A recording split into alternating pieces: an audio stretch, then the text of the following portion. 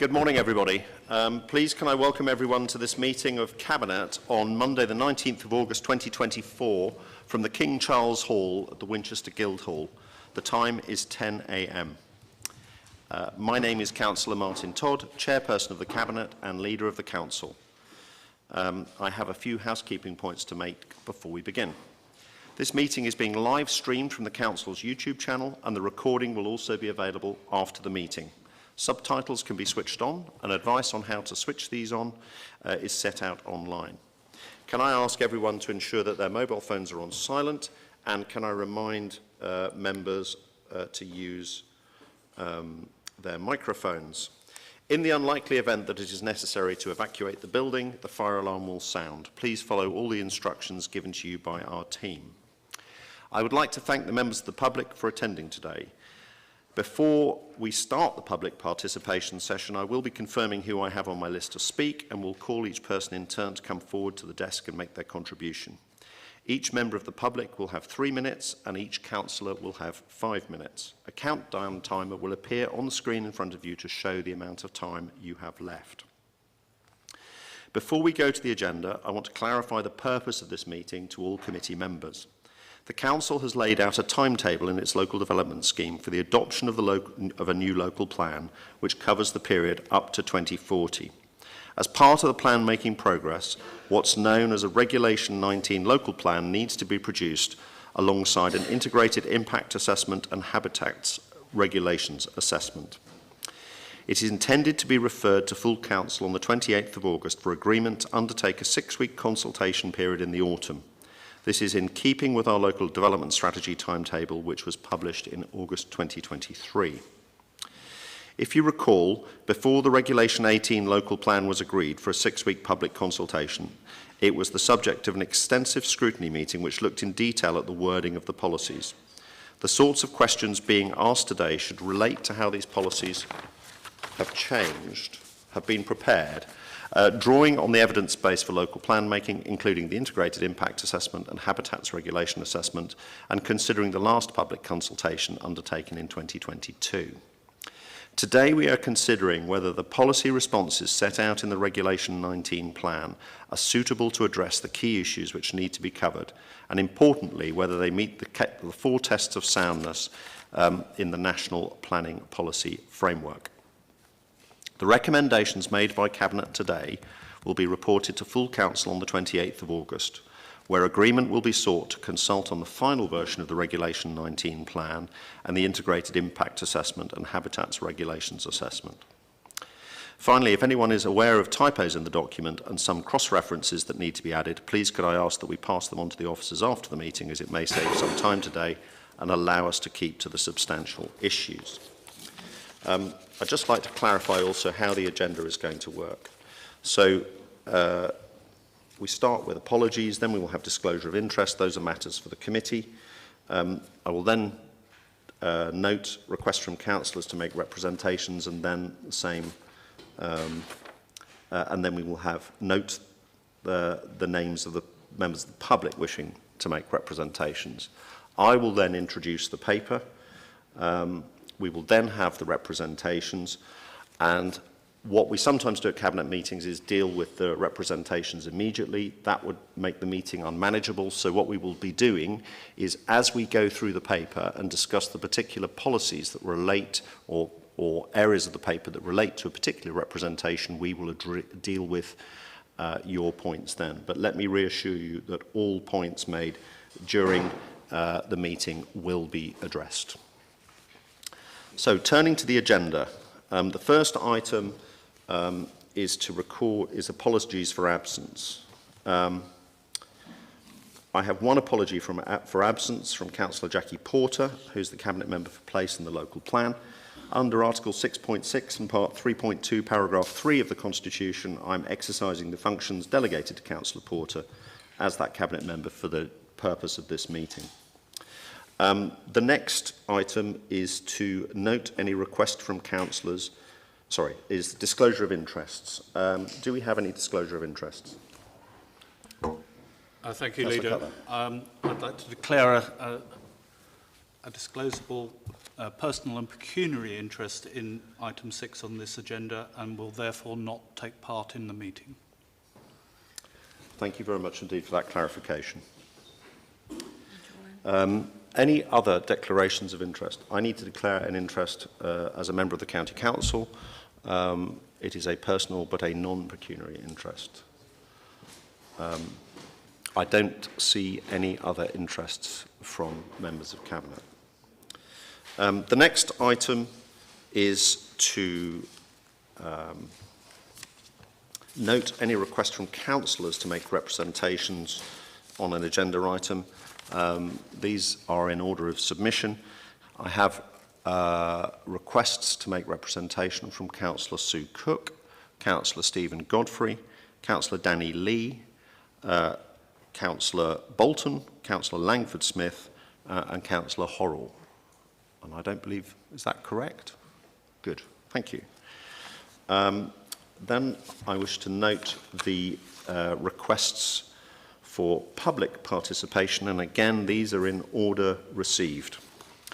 I have Patrick Davis, Maggie Hill, Anne Perrins, Robert Parker, Councillor Pauline Maunder, Trevor Salter, David Baldwin, Imogen Dawson, Andrew Craig, Councillor Sue Wood, Fred Schiff, Ian Tate, and Stuart Jones. Is there anybody who thought they might be making anyone else? No? So I will call you in that order after we've introduced the paper. Then there are leader and cabinet member announcements. Do we have any announcements? I think not, given the nature of the meeting. Good. So now we move to the Winchester District Proposed Submission Local Plan. As said, I will start off by introducing the paper.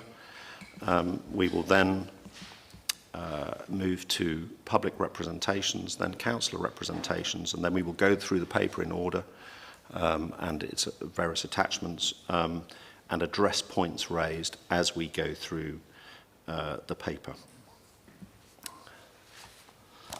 So, Cabinet, we face an important challenge today to recommend the direction of future development for our district, at least those areas outside the South Downs National Park, between now and 2040, and to do so in a way that's consistent with the policy and intent laid out by the new government. It has taken us more than 3 years to get to this point, but we now have a Regulation 19 local plan intended to meet the many challenges our district faces of affordability, of climate change, of nutrient pollution, and the need to protect the natural and historical environment that make our district so special. The plan before us sets out a new vision and framework for the future development of our district. Ambitious policies that set clear standards for how development will take place. For the first time, it includes an integrated impact assessment and habitats regulation assessment. It puts in place an infrastructure delivery plan and is backed by a strategic transport assessment. Once adopted, it will replace the current local plan and be the statutory development plan that will be used alongside planning law and national guidance to assess the planning merits of development proposals. It's a vital part of shaping how our area will develop in the coming years. The decision before us today is that we recommend to Council to publish the proposed local plan and the associated assessments for consultation. We will also be proposing to adjust the Council's local development scheme to reflect our adjusted timing. We've consulted multiple times on this plan, 4 times I believe, and our planning team have won awards for that consultation. This plan has important changes that reflect the result of that consultation, particularly the Reg 18 consultation, and other changes, including to allocations, that we have needed to make to ensure that it is sound. We've kept going, or our officers have kept going, as national policy has repeatedly changed, but throughout we've kept a clear focus on the needs of our district and the people who live here. And of course, following July's general election, the policy environment has changed again, with the requirement for faster plan making and a significantly increased housing requirement. and our proposed way forward in this paper meets that challenge too. Originally, we were due to have this meeting in September, but we've brought it forward. That's still consistent with the local development scheme, but it will enable us to positively meet the challenge laid out by government, putting forward a strong plan for inspection with increased allocations, robust infrastructure and ambitious policies this year, alongside a commitment to follow up and commence plan making in the new plan making system at the earliest opportunity to address any shortfall in housing need against any NPPF formula that is finally agreed. I believe that is the most prudent way forward. It meets the government's needs and it meets the council's needs. And it also reflects the desire from local people to have an approach to planning and allocations that tackles the government's requirement in a way that is considered and worked through. It ensures that we have the plan in place that we need to support and manage development and avoid the risk of development becoming unmanaged, uncontrolled, and without the infrastructure that our residents want us to ensure is put in place. We have a long meeting ahead of us, and we will be discussing all the sections of the plan as we go through it and reflecting on the representations we are about to hear. But overall, I strongly believe that this is the right plan for our district, and I look forward to our deliberations. Before we move to representations, though, the legal situation is absolutely critical to our discussions, and I'd like to hand over to Mr. Andrew Fraser-Urquhart, KC, to clarify the stages we'll be going through from here onwards and their consistency with the national legal and policy situation. Thank you, Councillor Todd. For those of you who are not aware of me, my name is Andrew Fraser-Urquhart, King's Counsel, and I've been advising the local plan team throughout the process of preparation of the plan, as Councillor Todd has said, for some 3 years now. And I really just wanted to comment briefly before we get into the teeth of the meeting about how the most recent announcements from the new government have affected the position. As you will know, the new government was elected on a promise to radically increase house building, and as part of that process they published very recently a draft version of a new amended version of the National Planning Policy Framework. The National Planning Policy Framework, the NPPF by its initials, is the document which sets out central government policy and in law is what's called a material consideration in the determination of all planning applications. In truth, it's probably the single most important material consideration that there is in coming to decisions on planning applications. It's been a document that's been in existence since 2012, but it's been amended on a number of occasions, most recently in December 2023 by the last government. Now, the important thing for the purposes of this local plan that the draft NPPF does is to reintroduce mandatory housing targets for local planning authorities and also to introduce a new standard methodology for assessing what those housing targets are to be. Now, the consequence for Winchester is quite considerable, somewhere in the order of about 500 new homes per year above the existing targets. Now, the current local plan was based on the targets that existed prior to this draft NPPF, and the increase that's foreshadowed in this NPPF is really quite considerable and will require considerable work to think how those are to be accommodated. And they will involve undoubtedly some difficult choices for this authority. The issue today, though, is how is that done and what the timing should be. The draft NPPF effectively provides two alternatives. The first is that one can pause work on an existing plan and start to consider immediately how the new targets are to be accommodated, and that work, it's suggested, must be completed within 18 months. Now, that is only a policy suggestion, and one doesn't yet know how practical that's going to be for many local authorities, how practical that would be for Winchester. And one doesn't also know in reality what the government's response will be if that 18-month deadline is not achieved. But that is the intention. Now, what that would mean, given the scale of the additional need which needs to be accommodated, is in truth something approaching a complete rewrite of this draft local plan upon which so much time and effort has already been extended.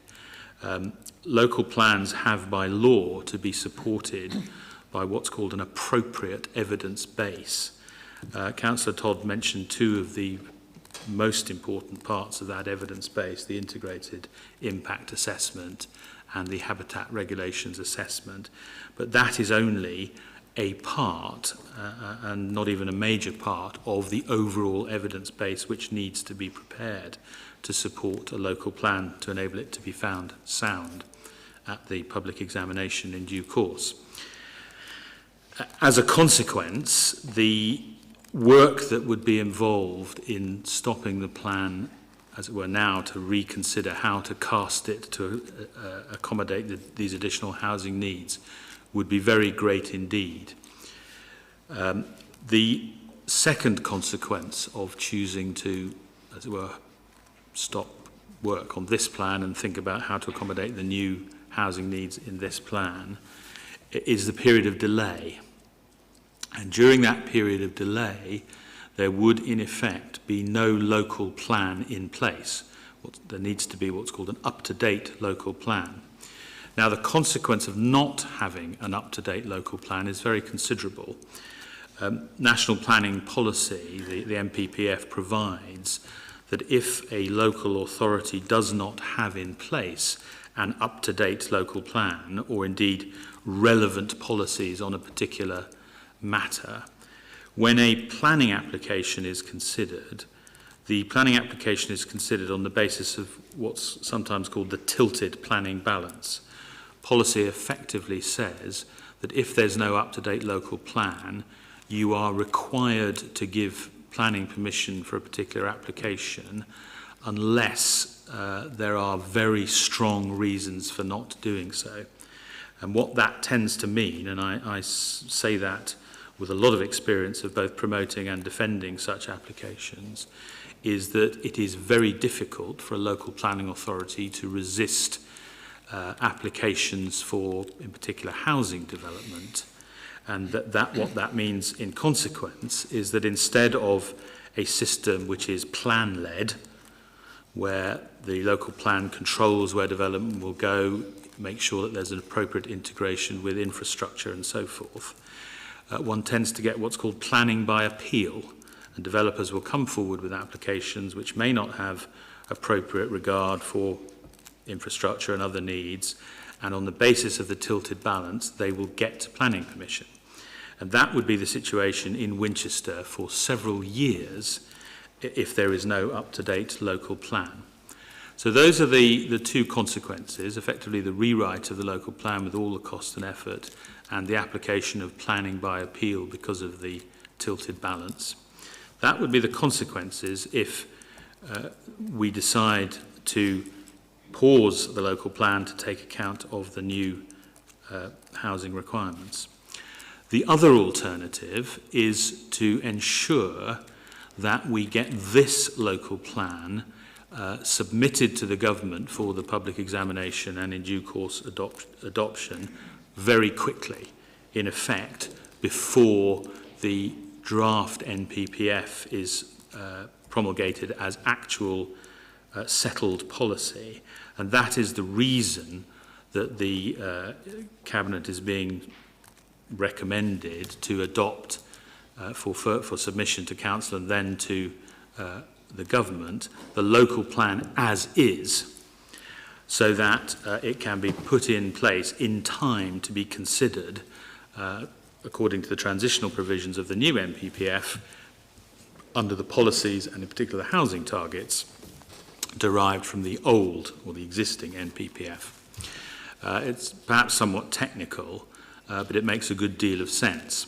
Now, what this will mean in reality is that once this plan with a fair wind is adopted, sometime probably early next year, middle of next year, the Council will be required to begin work immediately on the work that's necessary to bring forward another iteration of the local plan, which will take account of the increased housing targets. The point is, however, that that work can begin, as it were, afresh, with a local plan in place to control development in the interim period, and giving the opportunity to, instead of having to rewrite an existing plan with all the compromises and uncertainties that that would involve, instead one has the opportunity to start with a fresh approach, see exactly where the new housing can best be accommodated, make the difficult decisions which will undoubtedly be involved in coming forward with that new housing, but at least doing it in a coherent way, all the while avoiding the risk of planning by appeal, so at least there will be a local plan in place. So in effect, what's being suggested this morning is that we crack on with this local plan to get a plan in place as soon as we can, but in the full knowledge that we're going to have to start another process to accommodate the new housing, but at least doing so in a coherent, organised manner, which will actually save time and save money, rather than trying to stop now, scratch our heads and work out what on earth to do this morning, rather than having a coherent approach going forward. I hope that's helpful, Leader. That's extremely helpful, and I think it's a very useful perspective for everybody here today. So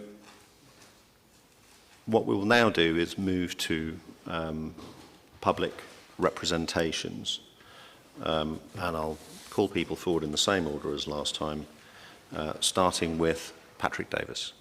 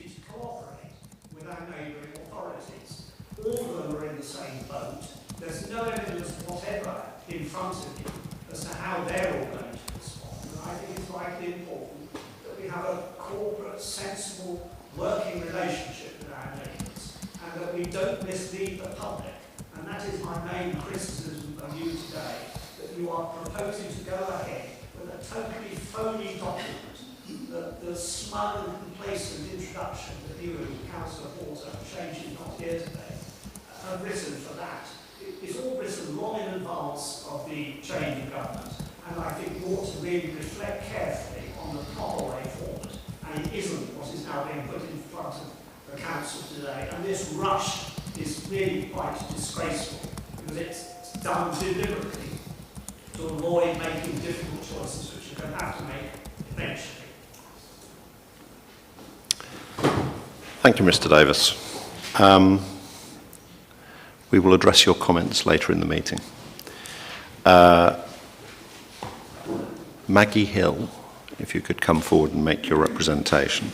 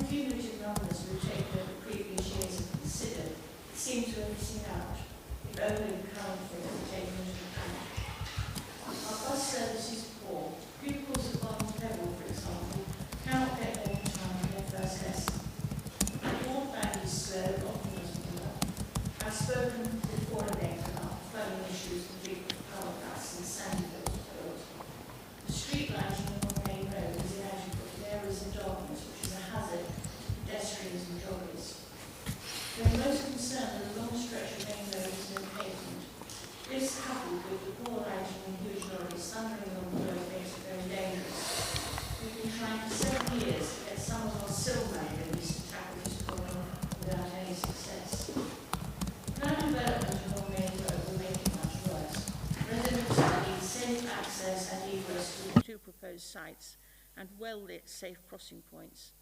These issues are covered in the draft plan, but they will be out of the parish council's reach when they are at the design stage. I read in the draft plan in the officer's comments on the consultation that the parish council might be included in work on the site of Church Lane at the design stage. We would really welcome this, and to be consulted at that stage on the other sites too. Please would you allow us to work with you? We would be very glad to help. Thank you. Thank you, Councillor, for your input, and apologies for not introducing you as Chair of the Parish Council. Can I ask Anne Perrins to come forward, please?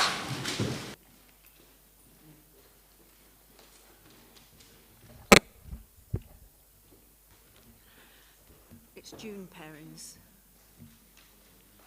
Okay. I'm just reading what's in front of me, but I apologise for getting your name wrong. Are you a councillor, just to check on? Oh, right. Thank you, councillor. I will please continue. So Watson Parish Council, once again, would like to correct further issues in the settlement Hierarchy. Settlement Hierarchy Review Update 2022 onwards. Awards 2 points to South Wonston for its employment opportunity. This should be reduced to no points. There are no general employment opportunities in South Wonston. The Sole Factory exclusively employs members of the Plymouth Brethren. The overall score uncorrected is 19. Removing 2 points makes it 17. Downgrading the village from intermediate rural settlement to smaller rural settlement. Sustainable development where a greater range of services can be accessed without resort to a private car is confined to the upper tiers of the hierarchy. South Wonston doesn't fit those categories. We would like to revise the scoring of the Integrated Impact Assessment Appendix F 2024 entry for SW01, land at West Hill Road North. Our following assessment focuses on 5 significant negatives compared to the 1 in the original version. This paints a more realistic picture of the impact of SW01. Objective 1, climate change mitigation, class minor negative.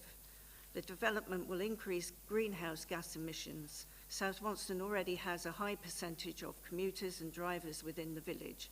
Cycle and pedestrian travel are low. The bus service is inadequate. New residents will join the existing car users, adding to existing emissions. We recommend a change to significant negative.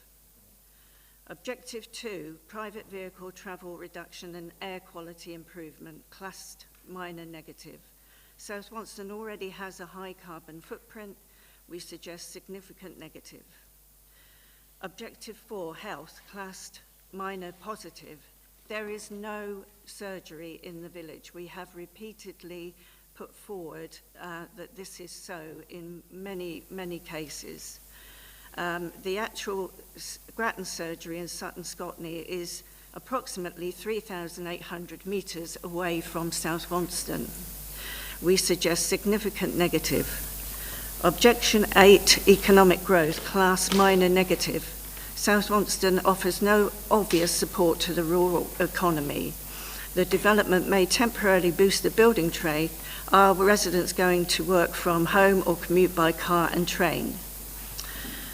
Objection 10, landscape character, class minor negative, uncertain. SW01 scored high sensitivity to housing development in the development strategy and site selection, Appendix 3, 2022. Protection from development was the preferred option. SW01 will affect highly valued views, a strongly rural character and highly sensitive receptors. Sorry, we're running out of, you're over time. Can you sum up? Yes, we recommend significant negative, and that's me finished. Thank you. Thank you very much indeed, Councillor Perrins. Can I ask Robert Parker to come forward, please?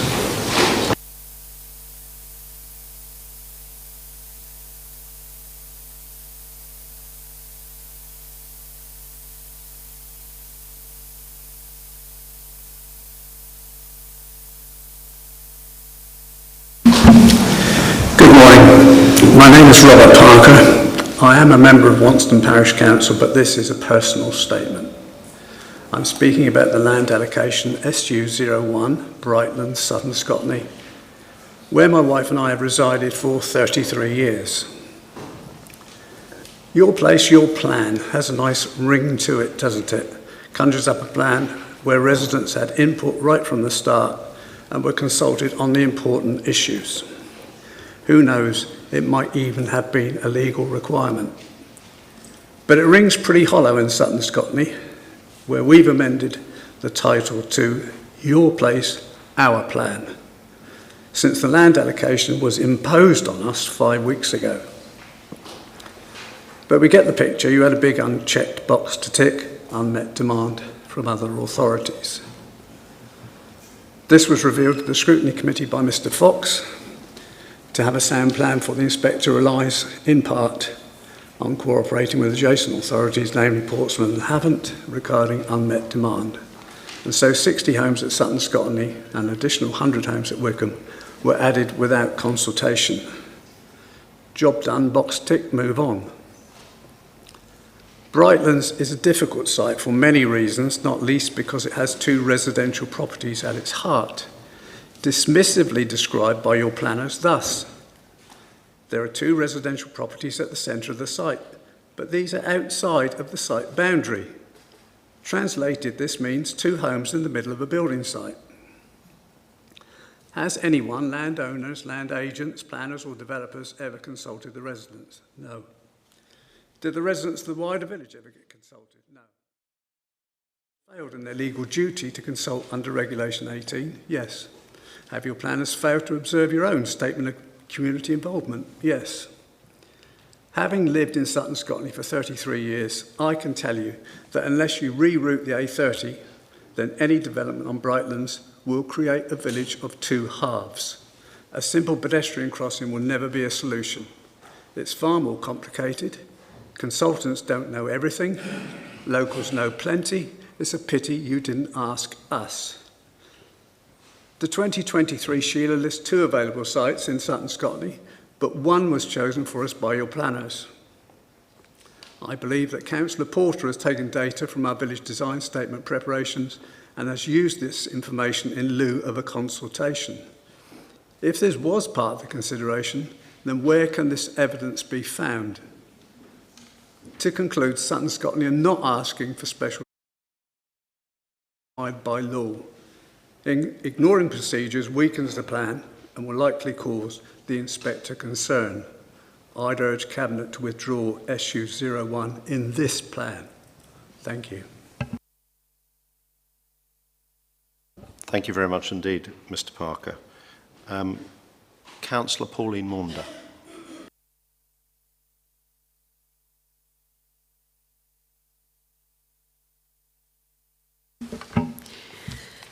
Good morning. I'm speaking as the Chair of Wanston Parish Council in respect of site reference SU01 Lander Brightlands. At the scrutiny meeting, I noted that this site had been added to the Regulation 19 with only 8 days' notice given to the Parish Council. Councillor Porter stated that this was disingenuous, and Adrian Fox referred to numerous meetings. I would challenge them to provide evidence to support their comments and explain why no public consultation has taken place. Sutton Scotney is a village with a very high water table, at constant risk of flooding, and is suffering from severe sewerage issues.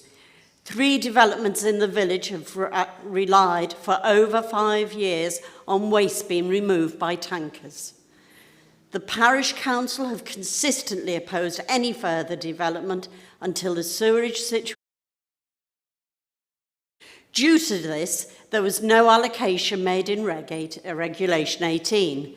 This has meant that no consultation has taken place with residents in respect of an actual site allocation. The justification for the late inclusion of Brightlands in the Regulation 19 is that Southern Water have provided reassurances that a pressurised pipeline will be operating and able to accommodate additional flow by 2030. In July 2019, Southern Water advised at a Parish Council meeting that tankering of wastewater would end in 6 to 12 months. It still takes place. In August 2022, residents were advised the tankers would not be needed once the pipeline was operational. They have now been advised that tankers will still be required during storm conditions. With current weather patterns, this could be for a number of months during the year. Southern Water also advised in 2022 that the pipeline would have capacity for the whole village. They now advise that more work is needed to achieve this. At each stage since 2019, what has been achieved by Southern Water has fallen significantly short of what they have promised to residents and to the Parish Council. We consider it unsound to rely on current reassurances. Our council feels very let down by the local plan team, and we will be responding robustly to the Regulation 19 consultation. Thank you. Thank you, Councillor. Can I ask Trevor Salter to come forward, please?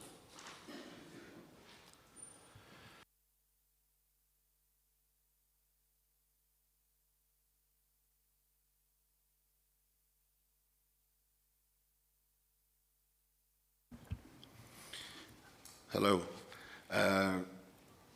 As a resident of South Wanston, thank you for letting me speak at your meeting. I feel there's been a lack of feedback on representation made by myself and others in September 2023 meeting.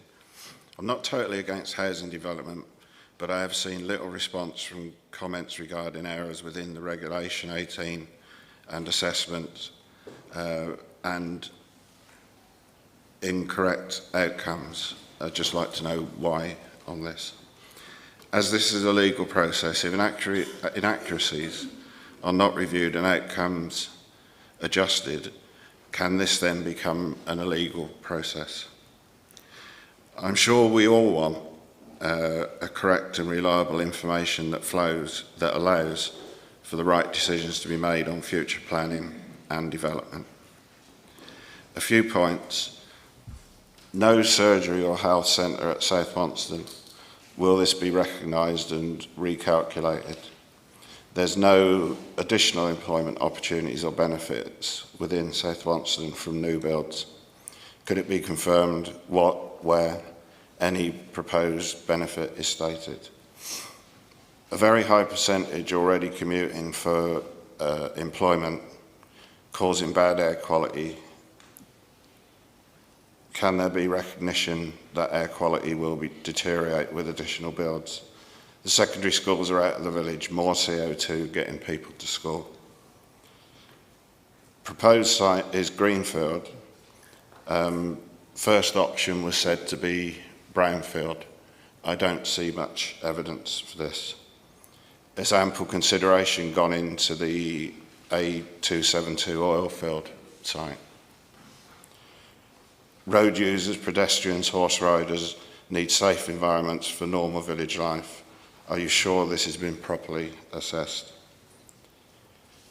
Development in such a way to minimise visual intrusion into the wider landscape. Hedgerows should be protected. Will you identify what hedgerows will be lost? Have you identified the scale of this? The proposed 40 houses is greater than 15 per hectare, typical of the parish. How can this minimise visual intrusion? Can we be reassured that 3-storey townhouses will not get permission?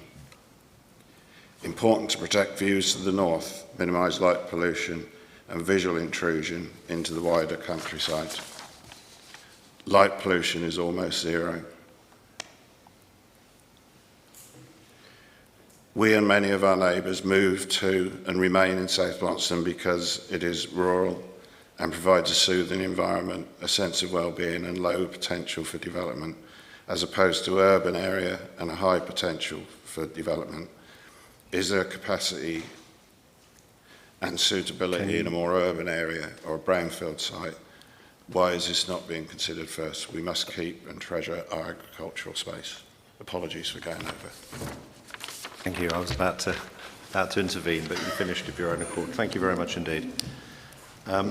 Next speaker I have is David Baldwin.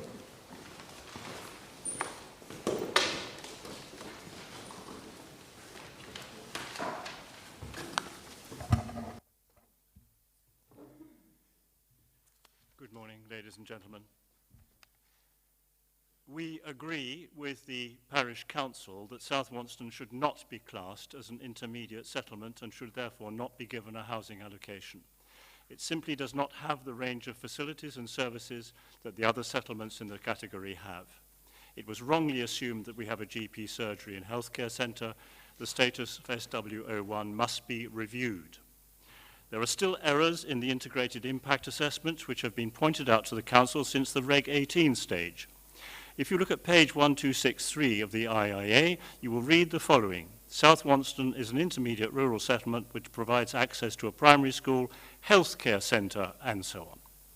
The public speakers at the Scrutiny Committee were very critical of the lack of officer feedback to the representations made at the Reg 18 stage. Partial feedback for South Wonston was added to the website only last Friday. The officer comments for South Wonston are incomplete or have been put up in a hurry. For all other proposed allocations, each representation has had an officer comment. In the case of South Wonston, there are comments up to page 28, but from page 28 to page 65, there are none. It is not the case that all the representations cover the same issues, so these objections have not been taken into account. You may recall, ladies and gentlemen, that you signed off wholesale on the Reg 18 whilst admitting that you had not been able to digest all the material and hoped to rely on the planners to do their job properly. The Council has declared a climate emergency but is pushing through a draft plan based on flawed information to build on a greenfield site in an area where private car use is the only real option for travel. 40 homes on this site would mean at least 80 more cars on an already inadequate road network. The Council's own Development Strategy and Site Selection 2024 paper states for SW01 that, I quote, "The site contributes to the distinctive setting and identity of the village and is considered to be an 11, which equates to high sensitivity. Protection from development is the preferred option." In conclusion, this draft plan is being rushed through, representations made at the Reg 18 stage have not been responded to, and errors not corrected. This meeting and the start of the Reg 19 consultations are now taking place in the summer holidays when many residents are away, contrary to the Statement of Community Involvement. People in South Wonston will be asked to make comments on the Reg 19 draft plan, knowing that their previous comments have been ignored. This is not a consultation. This is completely ignoring and riding roughshod over local democracy. We are asking members not to authorise the Reg 19 consultation until all these matters have been resolved. Thank you very much. Thank you very much indeed for your comments. Imogen Dawson, if you could come and make your comments.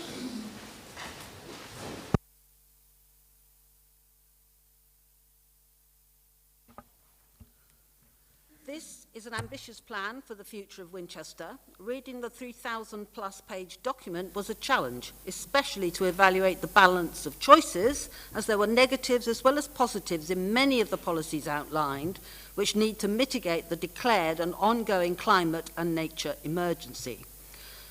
Infrastructure is the key to success and likely to be the factor which will slow the rate of progress in implementing it during the time span allocated. Good, clean, reliable water supplies and sewage waste facilities and infrastructure, which to date Southern Water has not delivered, will also be needed for new developments of all kinds. National grid infrastructure is struggling to provide electricity needed for recharging electric vehicles. Economic growth is being inhibited, particularly in rural areas, by poor mobile phone signals and internet connections. Infrastructure by private providers needs to be sorted out. Unless we have an integrated public transport plan, which will involve full cooperation and agreement with third parties, from private rail and bus companies to public authorities, we will not be able to link rural and urban areas effectively and reduce travel by privately owned transport. Thus, targets to reduce traffic and congestion, as well as air and noise pollution and damage to the natural environment, will be difficult to achieve. A good public transport network is essential for economic growth. Many people who support our essential services, plus the majority who work in the hospitality and retail sectors, do not earn enough to afford to rent or buy a dwelling in our area, which is within walking distance of their place of work, and will look elsewhere. All infrastructure mentioned needs to be in place together with provision for shops, services and public open spaces for large new housing developments when residents move in and not years afterwards.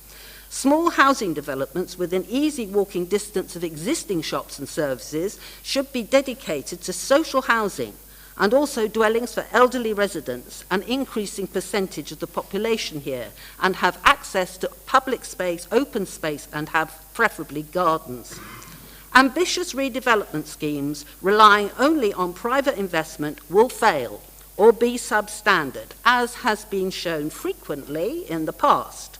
Neither Winchester nor Hampshire councils have the resources to fund these, so unless central government comes up with the money, we might end up with a scenario where superficially everything might change, but the underlying problems will remain the same or get even worse.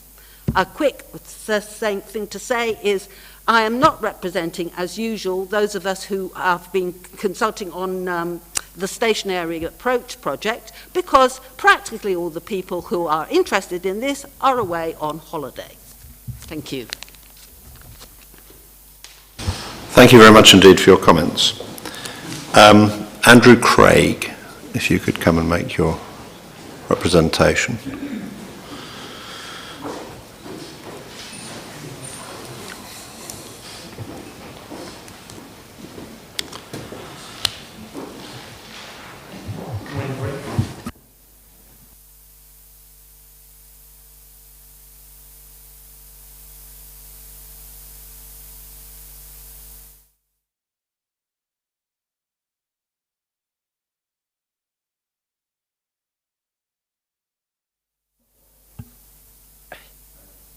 we are, sorry.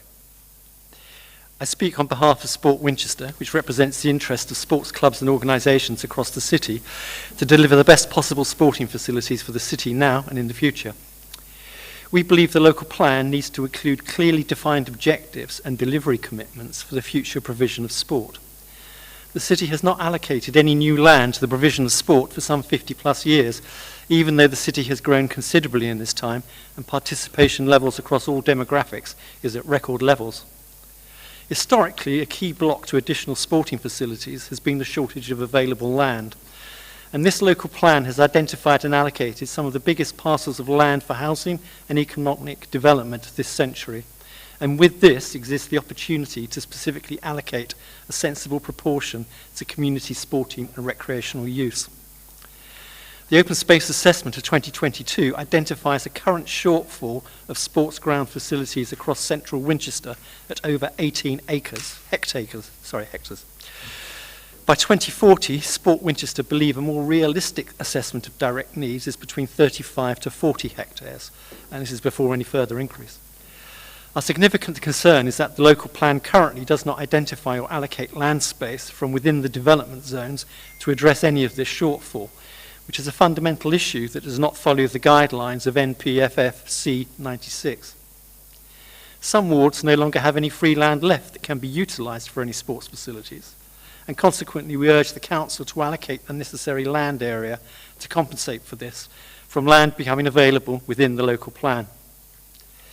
And we believe some of the proposed developments within the local plan would in actual fact reduce the current space utilised for sport, which is in direct contrast to C97 of the NPFF. Example, the Sir John Moore Barracks site currently has multiple pitches, a Muga, 3 gyms, 2 sports halls and a swimming pool. Some of these facilities are already being used by the Winchester community, and the loss of any of these valuable resources would diminish the available sports resources. Sport Winchester recommend these facilities are included within the local plan and open space assessment to retain these valuable resources for use within the city. The lack of facilities within Barton Farm could be addressed by including this here within the local plan. Other potential opportunities include Bushfield Camp. Its promoted sports hub, potentially a second major sports ground for Winchester. Its non-residential location makes it suitable for an all-weather pitch complex with good parking and car and public access. The Bar End Depot site, the ideal location for a joint Highcliffe Community Centre and fully equipped boxing centre, all of which is much needed in this area. We believe the local plan must make anticipatory provision for adequate land allocation for sporting resource based on planned population growth and existing shortfall, and ahead of the updated playing pitch strategy plan, which is due much later in 2025. We believe all would benefit from the delivery of high-quality, inspirational facilities that meet community needs, maximising participation at all levels, from junior beginner to elite level, and inclusive of all disability and community groups of all ages. These commitments should be specified Can you wind up, please? in the local plan to ensure delivery, and we believe the council can and should include strategic vision and requirements necessary to achieve this. Thank you. Thank you very much indeed. Councillor Sue Wood, please.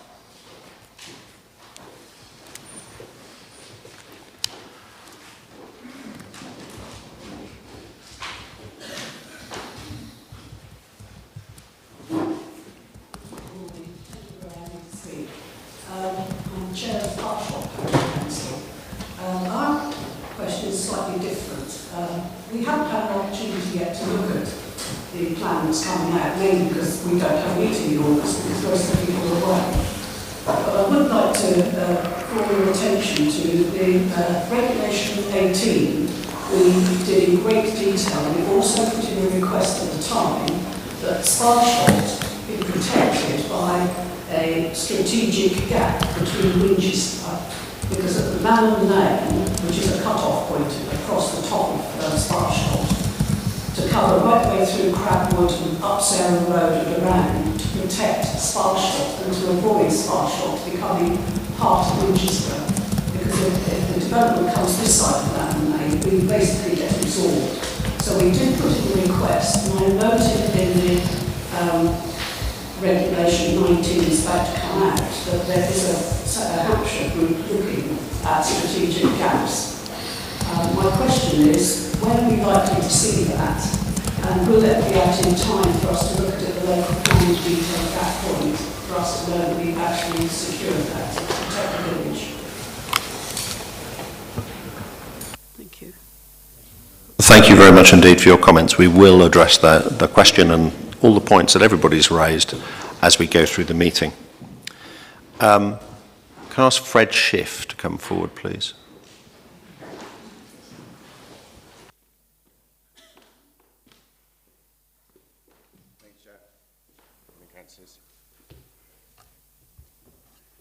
I'm speaking with interests in land south of Wonston Road, Sutton Scotney. Some of you may remember we spoke at the Scrutiny Committee meeting a few weeks back. We raised concerns that the IIA is deficient in its approach to identifying a preferred allocation at Sutton Scotney.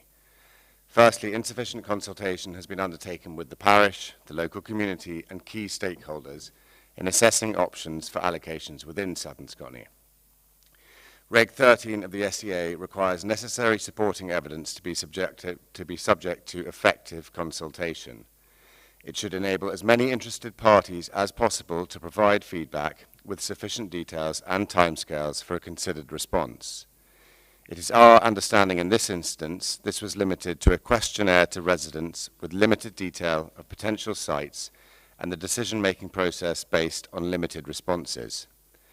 That this is not in the public domain contradicts the statement of Community Involvement's direction that any documents used as evidence should be viewable. We all know that Reg 18 painted a different picture too.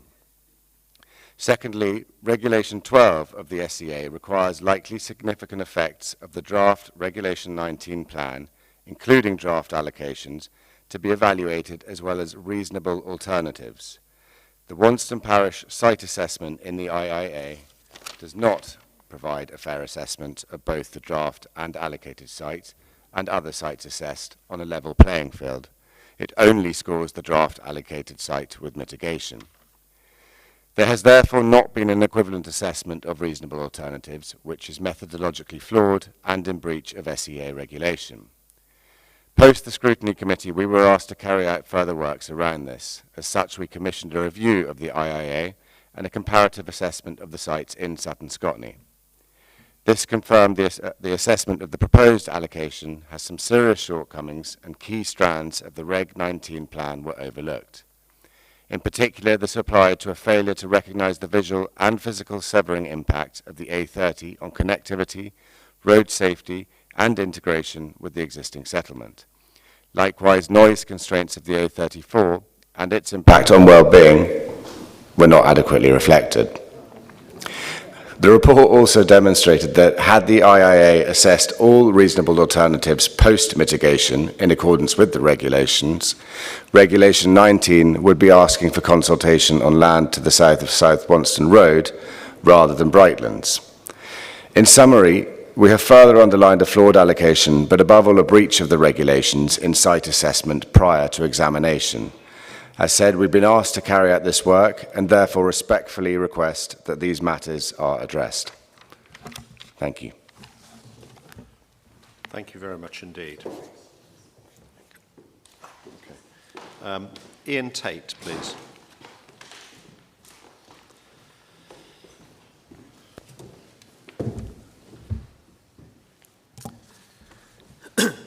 Thank you, Chair, for the opportunity to address Cabinet.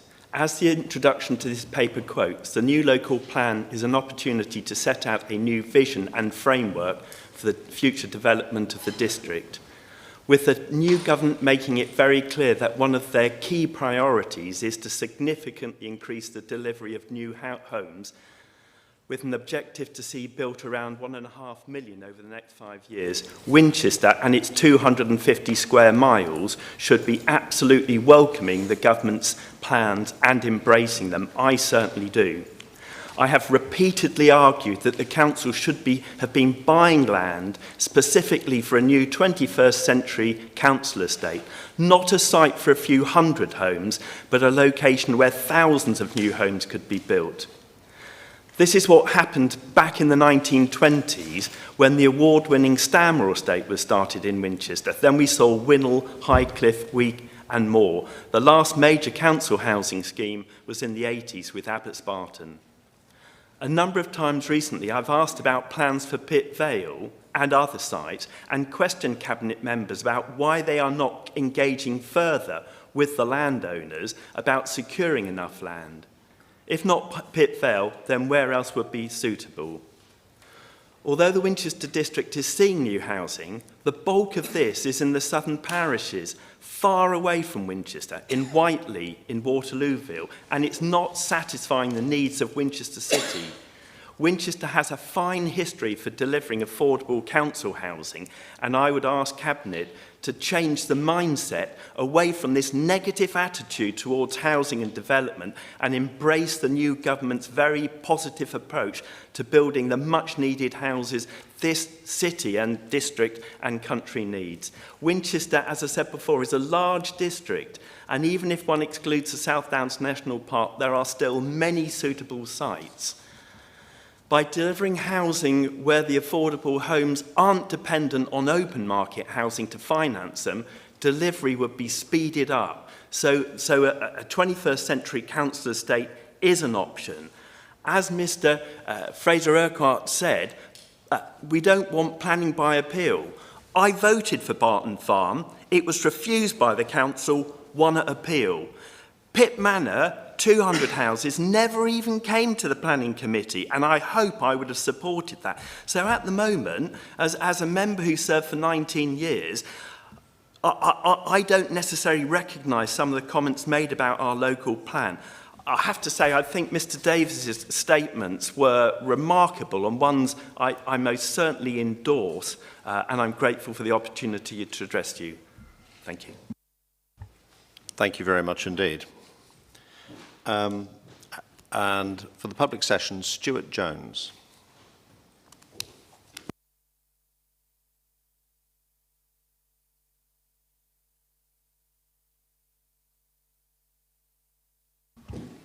Okay, good morning, councillors. Chair, thank you.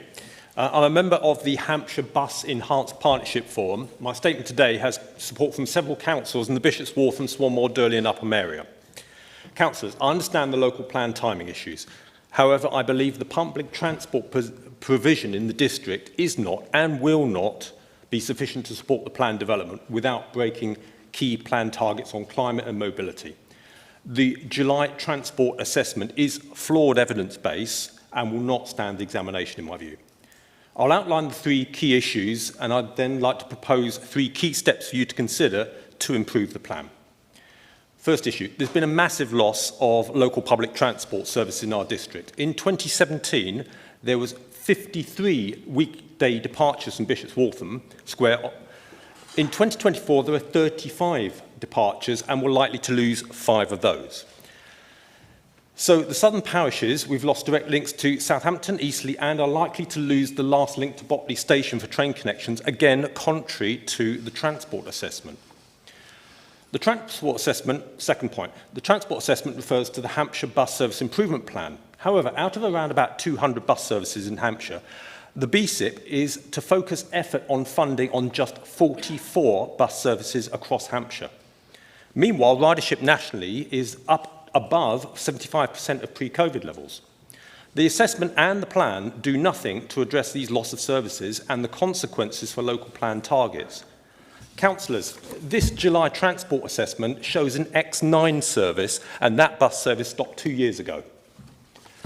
Third issue, market towns need to be attractive centres to visit and also easy for people to get to Winchester. But there is a major imbalance here.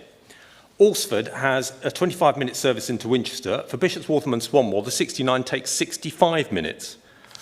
This is a complete and unfair situation. Both market towns have roughly the same population and are expected to absorb the same development.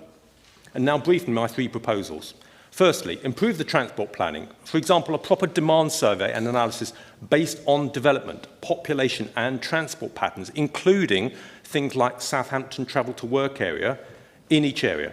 Also, there is an opportunity to be a bit creative. For example, regard the market towns as extended park and ride or just park at home and ride into Winchester.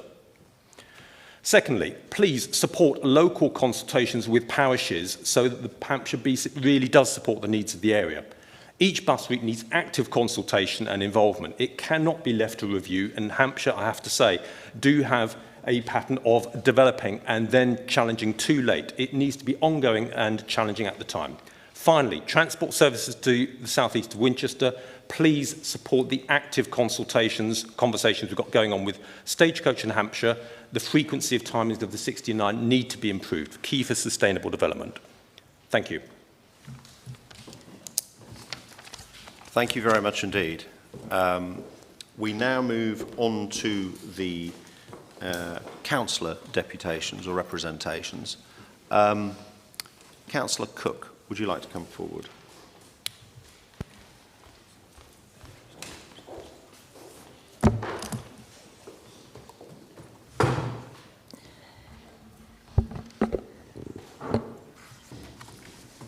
Good morning, Leader, Cabinet, fellow councillors, officers and members of the general public. Thank you for allowing me to speak here this morning. I sit here, in fact, supporting the decision that Cabinet are going to make to bring forward our plan to approval a month early in advance of the higher government housing numbers for the District of Winchester.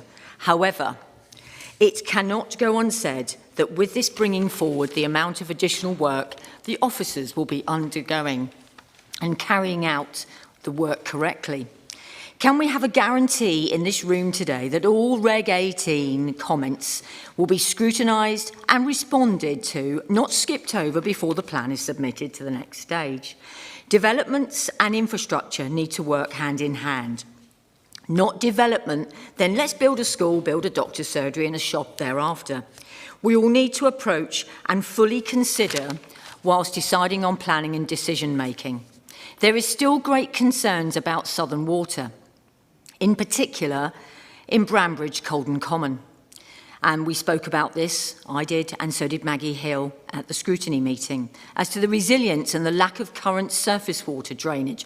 And only 2 weeks ago, we heard Councillor Porter say, I quote, at the scrutiny meeting, and I'm sorry that she's not here today for me to remind her of what she said, that new homes don't cause the problem. Well, I'm sorry, but we've heard this today and we will hear it again, and it is still causing problems.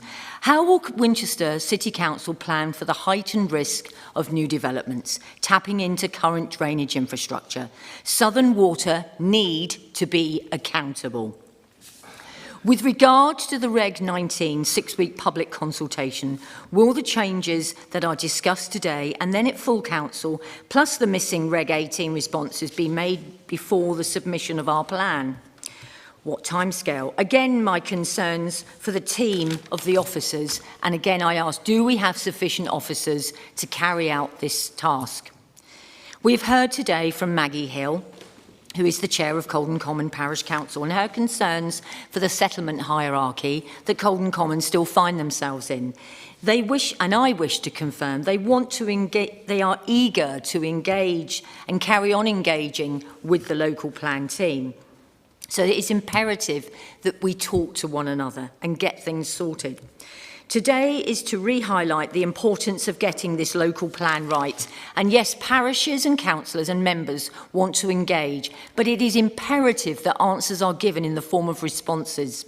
Holding consultations is not a box-ticking exercise, and gaining these comments need to be carried out and diligently and addressed fully. I'm sure you would all agree in this room. Last week, I attended a Southern Water meeting. And what was so important that came out of that meeting, that in fact, Hampshire County Council, they also need to be willing to engage more and look at the bigger picture and share responsibilities, as we saw from our High Street on the 1st of August. All I have left to say, Winchester City Council Cabinet, your residents want to work with you, but please, and so do councillors, but please, let us make this local plan a plan that we can all say we work towards and listen to one another, make the right decisions that will endeavour to show that the Winchester district is an even more desirable place to live. We need our emerging plan to have policies that take us into the right direction and into the future. I agree with Andrew Fraser, forgive me if I don't pronounce your surname correctly, sir, it is imperative to have controlled development. We certainly do not wish to have planning by appeal and certainly not developer-led. We must not mislead our members of the general public, and I thank you for allowing me to speak today. Thank you, sir. Thank you very much indeed, Councillor Cook. Councillor Godfrey.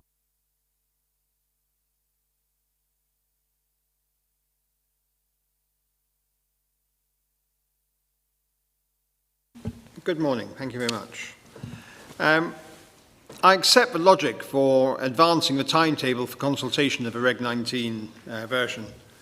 There are some specific changes that I wish for Cabinet to make to strengthen the Council's position in light of the Government's proposed changes to the NPPF, as well as some matters that I raised to the Scrutiny Committee but were not properly considered and need to be before the revised local plan is sent to the Planning Inspectorate. The revised housing target calculation the Government intends to inflict on Winchester will require land for at least 4,800 extra homes to be allocated in the local plan. We may delay, but not avoid that heavy burden in this review of the local plan. The Council needs to take every step in this version to prepare for that liability. This is not currently the case. Specifically, Policy D6, prioritising the use of brownfield land. This policy is very welcome as written. However, the Reg 19 local plan does not itself conform to this policy. Not only are almost all the sites allocated for new housing development on land that has not been previously developed, but brownfield land that is allocated in Reg 19 is not allocated for housing development, or certainly not wholly allocated. The Council must make full use of available brownfield land before allowing the destruction of the countryside. And yet sites at the Bar End Depot, on the station approach sites, on Central Winchester Regeneration Area and the River Park Leisure Centre are allocated for mixed use or non-residential development. All these sites are mainly owned by the City Council, so the Council should be making much greater use of this land to protect the countryside from the new housing development that the Government wants to impose. Cabinet needs to make the minor adjustments to Reg 19 to allow these sites to maximise their use for housing. This will also ease the pressure on other sites during the current review of a local plan. I remain greatly concerned by the inclusion of SU01 at Sutton Scotney. This large site was added to the plan without any public consultation, despite what the portfolio holder suggested at the Scrutiny Committee. There has been no public meetings or discussions with residents about this allocation, just a couple of behind closed doors meetings with the Parish Council in the weeks before Reg 19 was published. The fundamental problem of wholly inadequate sewage treatment remains, with an unclear letter from Southern Water being the only evidence that the problems will be resolved by 2030. There are also significant uninvestigated concerns about the electricity supply to Sutton Scotney. Including this allocation without proper consultation and analysis of the infrastructure risks the soundness of the whole plan. Cabinet should remove the allocation from the local plan until the infrastructure problems are demonstrably resolved. This will have little impact on housing numbers, as this allocation is not due to be developed until 2030 at the earliest. I fully support opposition to the allocation of SW01 in South Wonston. Further, I urge the Cabinet to remove the settlement boundary adjustment in South Wonston, where apart from one of the 6 landowners, there has been nothing but opposition to this small adjustment that will only deliver 2 or 3 new homes if fully developed. Thank you for your time. Thank you very much indeed, Councillor Godfrey. Councillor Lee.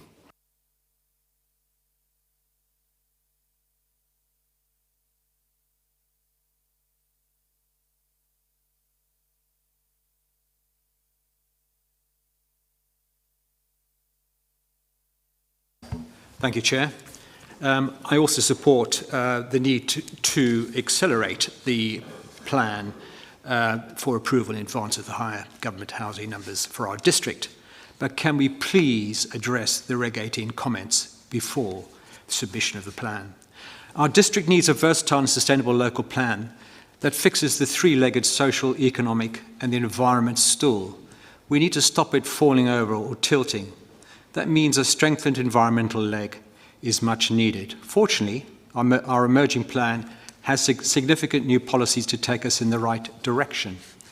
However, an ecosystem services policy is conspicuous by its absence. This was highlighted in Reg 18. Current reference to ecosystem services within the plan are too fragmented. A pragmatic approach requiring all planning applications to be accompanied by a statement that sets out how a development proposal impacts both positively and negatively on ecosystem services would create an optimal, fully balanced plan. South Downs National Park does this. Developments and infrastructure changes have multiple effects across most ecosystem services. Natural ecosystems and functions influence our biodiversity and vice versa. Our local biodiversity underpins ecosystems and action on climate change. Our ecosystem approach will allow us to deliver an optimal planning and decision-making process. The need for this is even more compelling with South Downs National Park's 40% overlap of our district. There are no glass walls at planning authority boundary overlaps, and the climate and nature crises are indivisibly interlinked wherever we are. Adopting a version of the South Downs National Park SD2 policy for ecosystem services would provide coherency and alignment with South Downs National Park with the highest regard for community and nature well-being. It is for the local plan to establish a sustainable strategy for accommodating developments. Without an ecosystem strategy, I'm not sure this will be achieved. So can we amend our Regulation 19 plan to include an ecosystem services policy or sub-policy as suggested in Reg 18? Policy CN3 with the LETI Low Energy Transformational Initiative is crucial for achieving net zero carbon and low energy in new residential developments. Ministerial statements suggest our ambition may face resistance. Most worrying is the putative additional new homes. 62% increase in housing numbers will create 1.1 million tonnes of whole-life carbon. I repeat, 1.1 million tonnes of whole-life carbon. Reaching our 2030 net zero target without this policy means we will not achieve our goal for the district. So can I ask, how do we deploy the strongest arguments to retain this policy during the public examination? And what might they be, and how could that be done? Housing allocations. The lack of new allocations in my Swanmore and Waltham Chase ward is welcome, given recent completions. However, a significant concern remains about the resilience and lack of current surface water drainage and foul water infrastructure capacity, which is blighting this area. This is a broken record. The recently approved 80-plus Morgan Yard development in Waltham Chase depends upon Southern Water's infrastructure improvements and yet to be seen local flood authority improvements. It is already recognised, as we've heard, that there are similar risks across the whole district in the face of extreme rainfall and increasing groundwater infiltrations and inadequate infrastructure. So do we have a contingency plan for this high risk that if new developments cannot connect to the local drainage infrastructure? Policy E9 and 10. During Reg 18, a need was identified to strengthen the farm diversification proposals that support development of a low carbon economy. It was suggested a presumption in favour of agrivoltaics rather than the standard solar farm developments made sense. There has been no response to this. Of course, agrivoltaics would be subject to type of farming, grid connections, visual amenity, etc. But mixed use of land with elevated solar panels uses land and light twice. This eases pressure on green field, helps with net zero targets, and avoids loss of potential productive land and or opportunities to renature and rewild. And this improves income for farmers and better food security. So can a presumption in favour of agrivoltaics rather than standard solar farms be included in the plan? Moving quickly on to the local planning monitoring framework, CN4 meeting BREEAM water efficiency standards for non-domestic properties is set at 12.5%. Can this be increased to 55% credit 5 as per Reg 18? And finally, for the Reg 19 6-week public consultation, will the changes discussed today and at full council, plus the missing Reg 18 comments, be fully considered and included? Thank you. Thank you very much indeed, Councillor Lee. Councillor Bolton.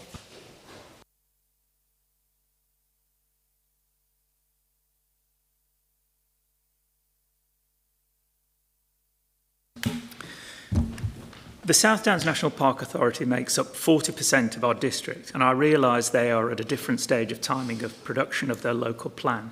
Yet they have declined to commit to the delivery of any housing at this stage under the duty to cooperate.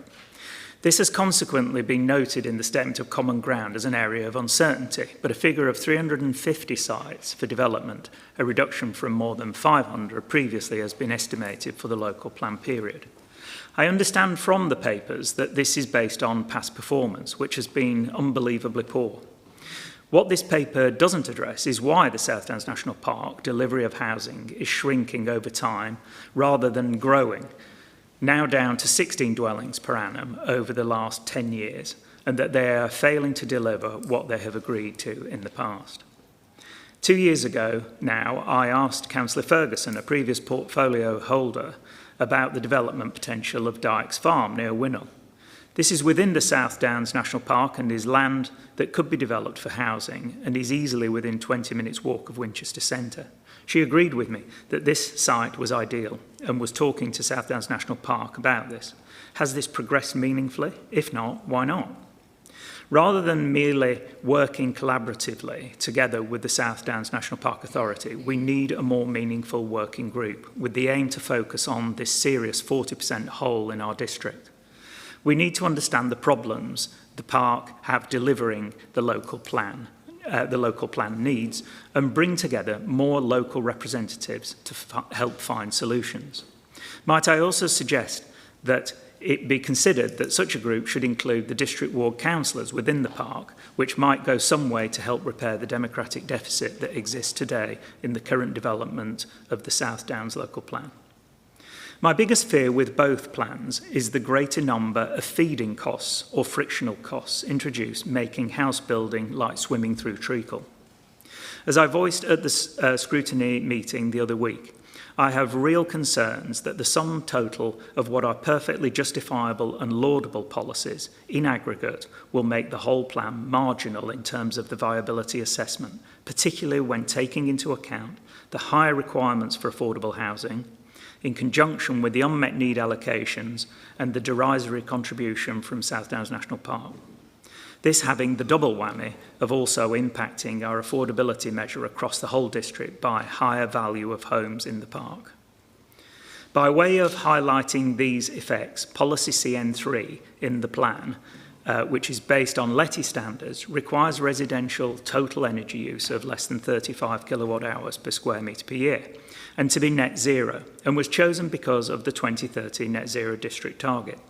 This is where the cost of meeting the 2030 net zero target for the district rather than 2050 starts to show itself for real and impacts the affordability of projects to deliver the local plan housing need. Along with the number of other policies in this area, how affordable is this going to make new builds? Is it possible to achieve 40% of affordable housing on this basis?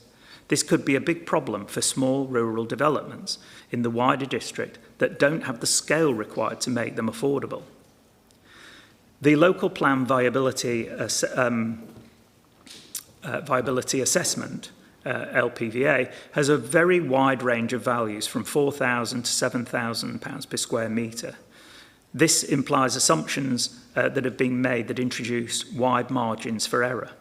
I'm concerned that in practice, when it comes to the smaller, wider district schemes, they are unaffordable overall, or at least with the required affordable housing mix. The LPVA has also assumed all biodiversity net gain will be provided through 100% offset credits. Is this viable? In the LPVA Can you explain if the assumptions made for the assessment is that the energy efficiency policies have been applied in full and not the Future Homes Standard 2025 policy of net zero ready?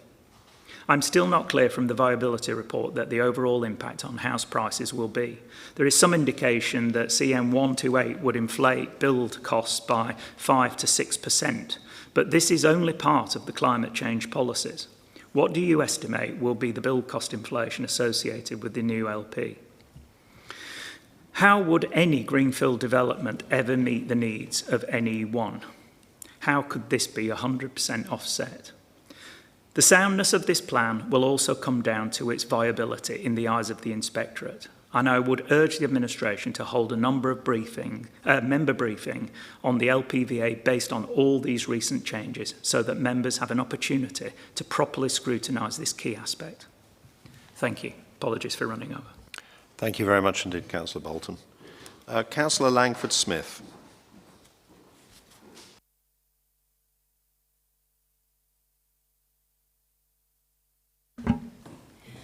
Thank you for the opportunity to address you this morning. Denmead Parish Council has expressed its desire to update its neighbourhood plan and has been working towards that.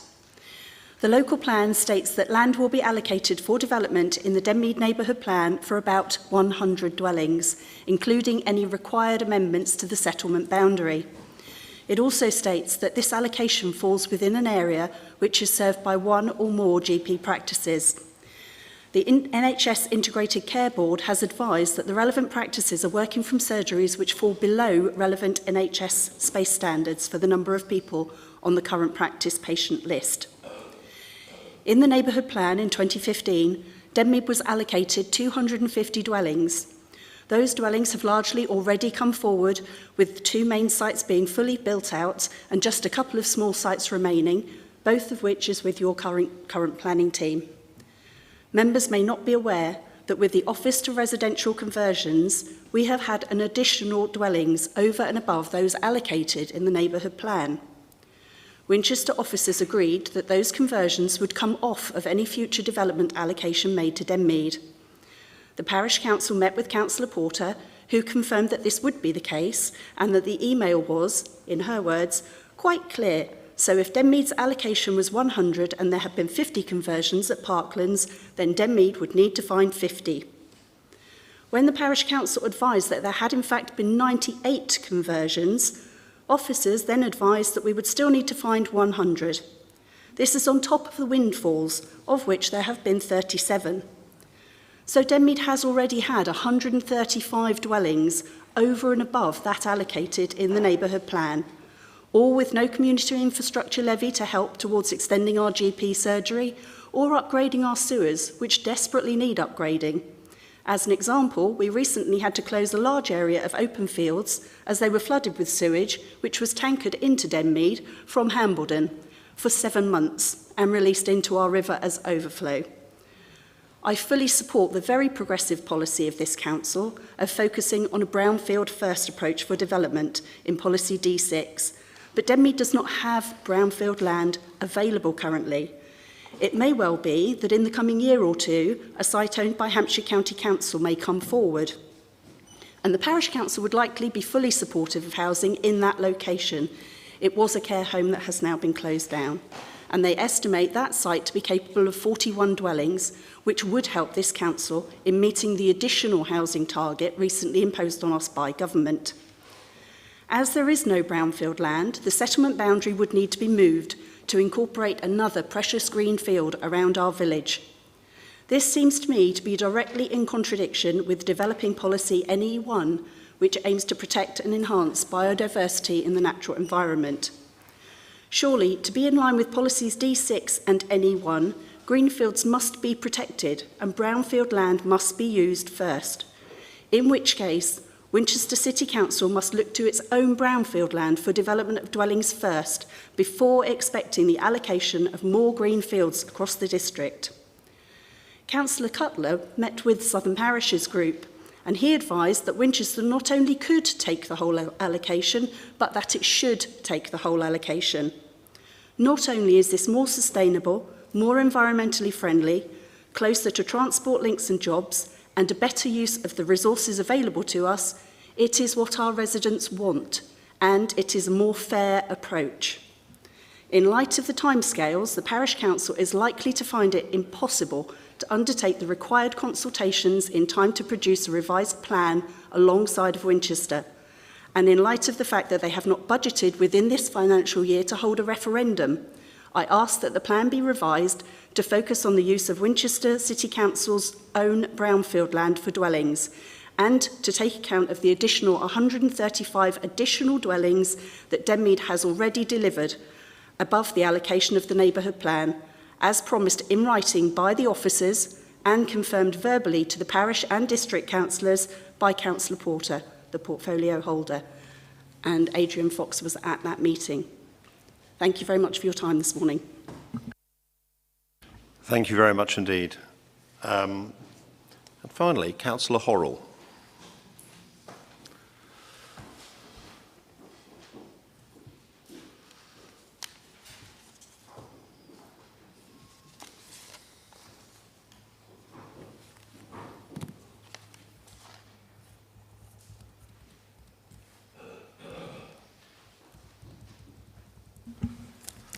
Good morning.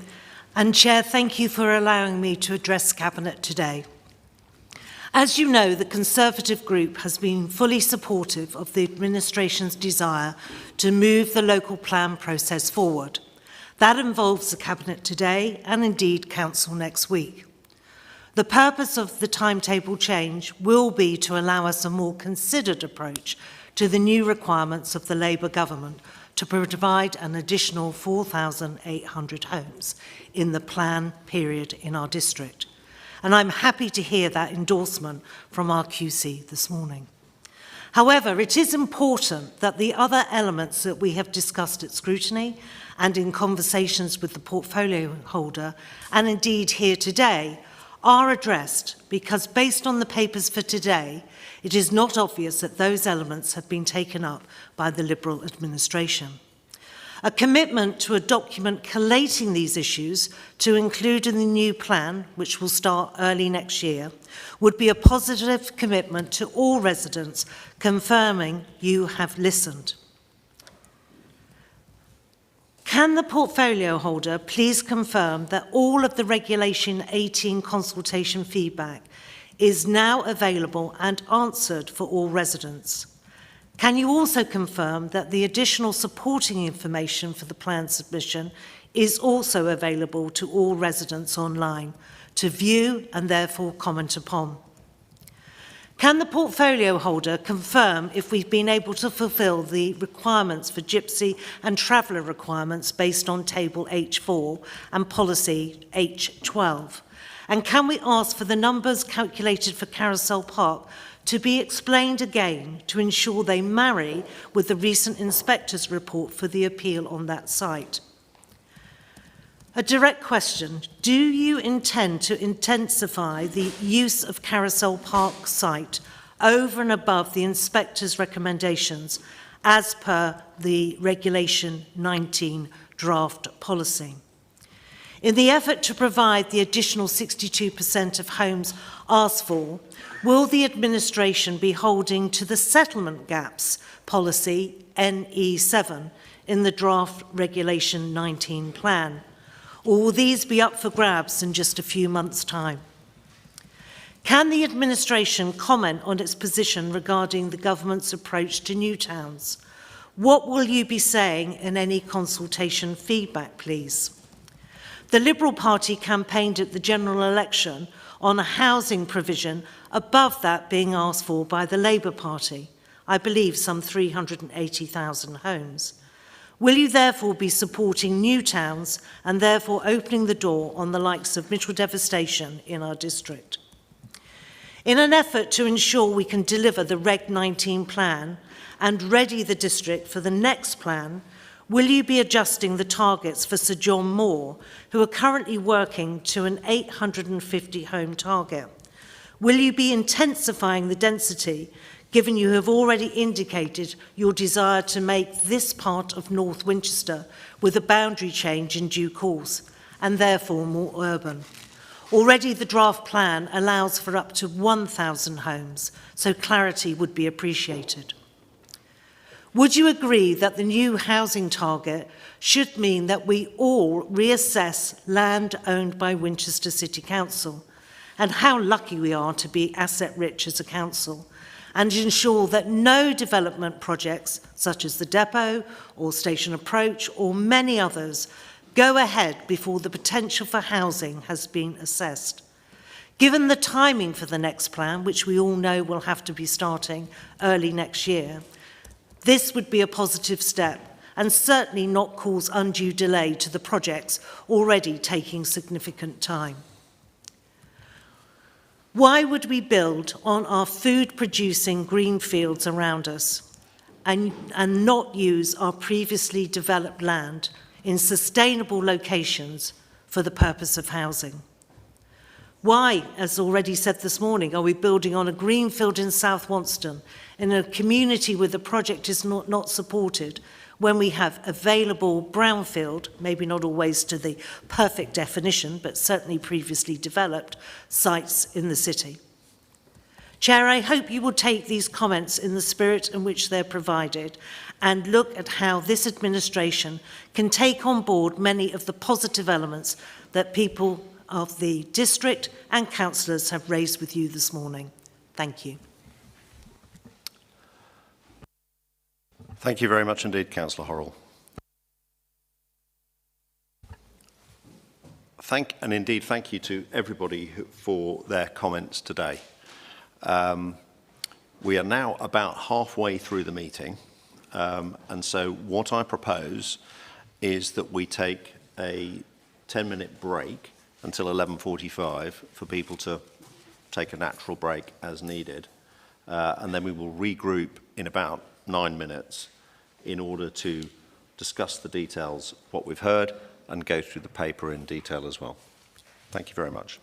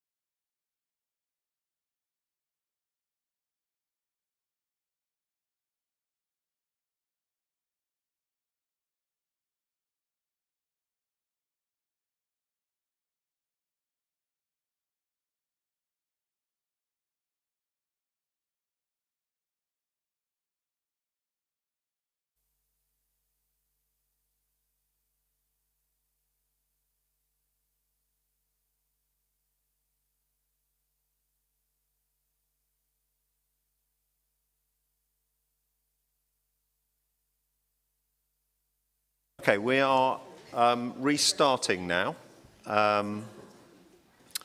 Good. Thank you, everybody who's still here. Thank you to everybody who made their representations earlier. If they haven't been able to stay, we will still be addressing their comments, and the video will be available after the meeting. They could watch it live streaming now if they feel like it as well. So what I'm proposing to do now is we will go through the main paper by sections. We will then go through the policy areas where issues have been raised or where there is a change versus the previous version. And we will, when it comes to the other attachments, we will highlight the main points that are made, if any, that need to be addressed, rather than going through the details of several thousand pages, which isn't appropriate for this meeting. So if we could turn to the paper, I'm not going to start by looking at the introduction and the recommendations. We will come back to those at the end. But I would like to just quickly crack through some of the areas that just need to know that we've covered them. The first section is the section that relates to council plan outcome. Nobody's had any comments on these, and I think it's self-explanatory how these are met. I don't know if any Cabinet colleagues have any thoughts or comments or questions on that. I'd say the same on financial implications. The third section relates to the legal and procurement implications.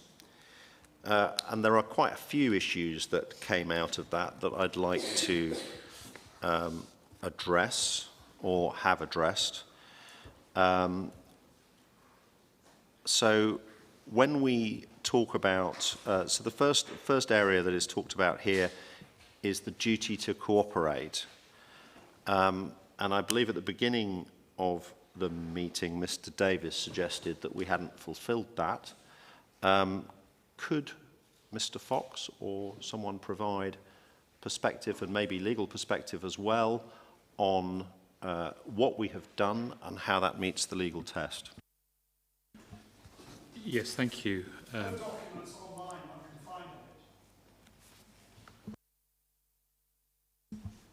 Sorry, please don't interrupt the meeting. You had your chance to make your comments earlier. We are now addressing those comments.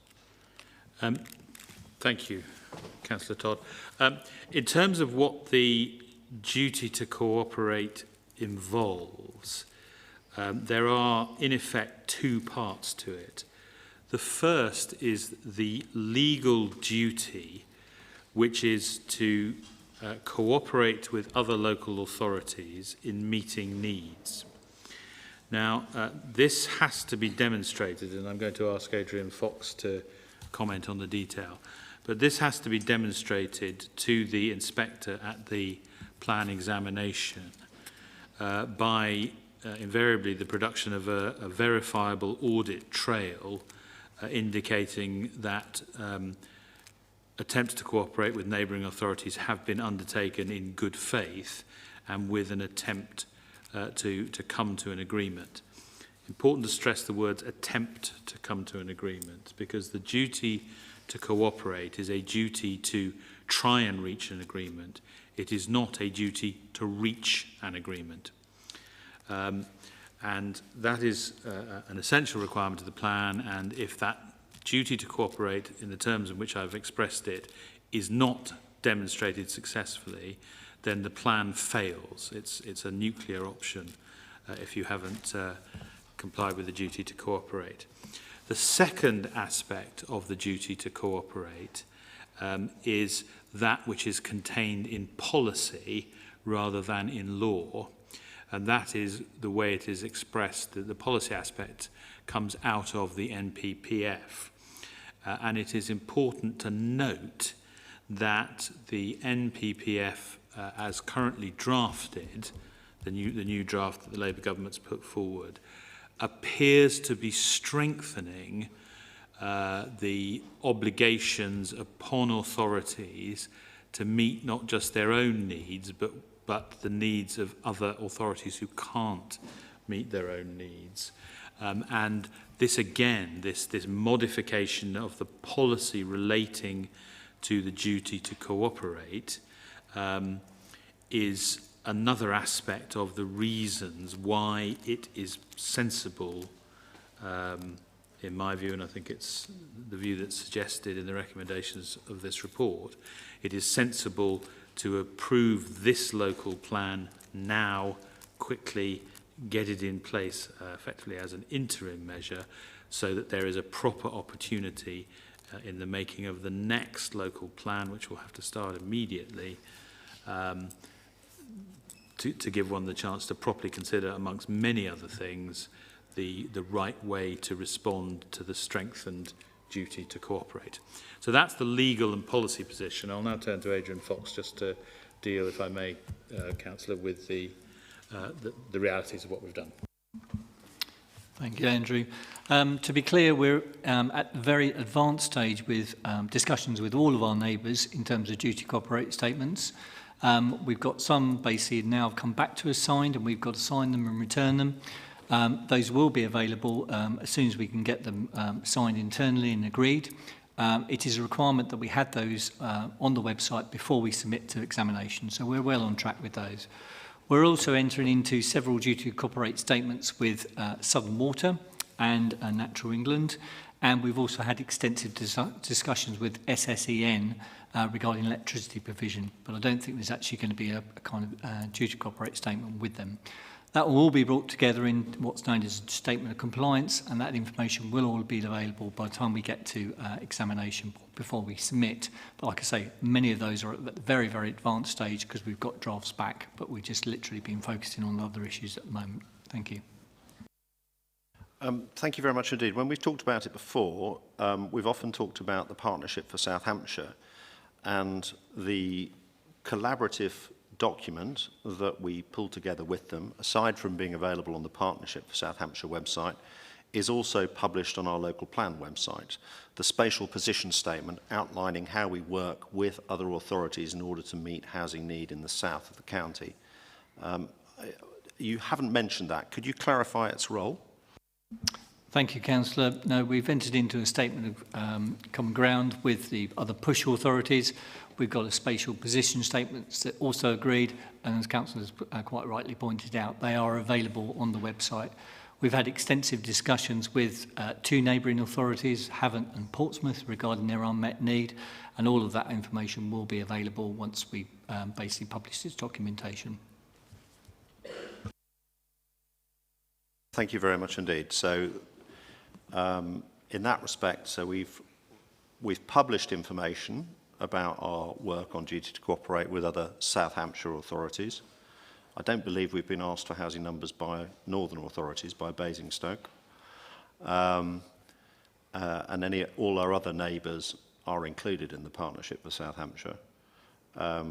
So actually, our overall strategic approach alongside other local authority colleagues is in public, on the record, published on our website and published on the Partnership for South Hampshire website. That's correct, Councillor. Thank you very much indeed. The second thing, the second area that I'd like to discuss relates to compatibility with the draft NPPF, which is the, we might as well talk about it here, I think, since, now I think we have covered that, but there was the implication that we are being misleading. That's not factually correct, is it? I believe that what we're doing is consistent with Annex 1 of the draft NPPF. I don't know if Mr. Fraser-Urquhart could provide more perspective on both the legality and the accuracy and the truth, not only to the intent of what the government's saying, but actually the detailed policy proposals it's put forward. Yes, of course. Number of points to observe. The requirement in law is that the decision maker, which is the government inspector deciding whether or not to conclude that a local plan is sound, must be satisfied that the plan is in general conformity with, amongst other things, the NPPF. Obviously, the question arises as to which NPPF, given that there are various versions floating around. The situation, if the council decides to go ahead and submit its local plan following the accelerated Regulation 19 consultation which we are proposing, the situation is that the transitional provisions of the new NPPF, if you follow me, will require the inspector considering the local plan to consider the conformity of that local plan with the old NPPF. That's the virtue, as it were, of accelerating the process. And in that context, having obviously given a degree of advice about the emerging local plan over the last couple of years, I have no concerns in concluding that the inspector is very likely to conclude that the plan is in conformity with the old NPPF.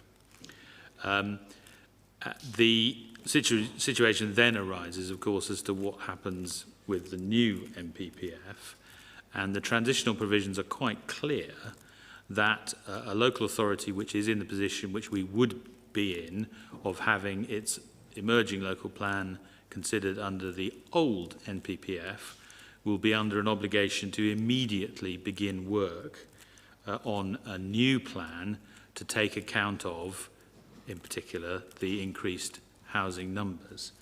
Now, in the context of all that, I think it's wrong to say that we would be misleading the public. We're complying precisely with our legal and policy obligations. That said, there would be no difficulty in amending the introductory paragraphs of the current local plan, the one we're promoting today, to make absolutely clear that this local plan is immediately going to be followed by a new one, and there'd be no difficulty in having appropriate publicity to make that clear. So there's no question, I think, of misleading the public on that. And it's also, if I may, Councillor Todd, just pick up on one other point that was made in this general context, which is that the suggestion that this course of action is somehow postponing or avoiding difficult decisions. Again, that's not the case at all.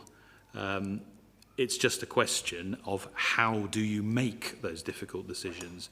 Do you make those difficult decisions by postponing all the work that you've already done? Or do you make those difficult decisions in the new context with, as it were, a fresh start with a new local plan? And that's the view that the Council's taken, which I happen to agree with, that that's much the better and most efficient way of doing it. And all of the questions that, for example, Councillor Horrell raised in her submissions, and Mr. Tate, for example, raised, and others, they are all the kind of decisions, difficult as some of them undoubtedly will be, which will need to be taken account of by the new process. Once this local plan is approved, we'll having to be getting straight on to the new plan, which will have to deal with those decisions. So they're not being postponed or avoided, they're simply being dealt with in the most efficient way that we can possibly do them. Thank you very much indeed. So what we're doing is consistent with the government's transitional arrangements, the arrangements they've decided to put forward, particularly as we then, as we intend, immediately move to a new local plan that reflects the new NPPF. To describe it as a wholly misleading document is complete nonsense. And the only thing we're avoiding by running with this process is losing control of local planning and having planning by appeal rather than planning against a carefully considered and thought through local plan. Let's keep going. The next point, Regulation 19 consultation, I think, is self-evident. The local plan examination is also, I think, self-evident. We must not submit the plan unless we consider that it is ready for independent examination, but my understanding is the recommendation of the officers is clearly that it is, and I agree with them. In terms of workforce implications, there was a bit of discussion about it's outside the scope of this plan, but I don't know if this is a question for Mrs. Zadie in terms of the future work that's being talked about, but also what it takes in order to hit the timetable we need. I don't know if that sits with Mr. Fox and Mrs. Zadie. Mrs. Zadie. Thank you, Leader. So there's two parts, as you say. The acceleration of our current plan, we have put some additional resources into the team, and actually we have somebody starting today to support us immediately on that. So we've got extra resources coming in with the capacity for either a second person to join us between now and Christmas or a consultant, depending on what we need. So we've had that resource discussion and brought that forwards. With regards to resourcing the next local plan, we've already made an allocation in our reserves to commence the next plan. But we do need to have the NPPF publication to sit back and assess exactly what it is we need to do. And therefore, we'll resource that accordingly. So there will be a point at next year where when it's published and we see what it is we're doing with the next plan, we'll do a full resource impact assessment on that at that time. Thank you very much indeed. Property and asset allocations, implications. There are some references to council-owned land, and there were some references made during the meeting about how they could be used for housing. I think it may be more useful when we come to the specific policies later on, that we talk those rather than talking about that now, when we have the policies in front of us. The next section is consultation and communication. I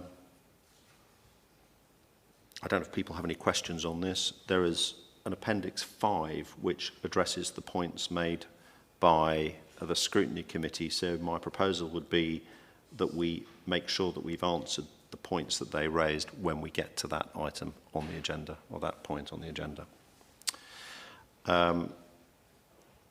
The next section relates to the proposed changes to the NPPF. I think we have addressed that and the consistency of what we're doing with Annex 1. Consultation and communication recaps the large number of meetings, stakeholder meetings that have been held. Don't think there'll be any questions on that. The environmental considerations makes reference to obviously the integrated impact assessment and the habitats regulations assessment. I suggest we address that when we come to that point in the agenda.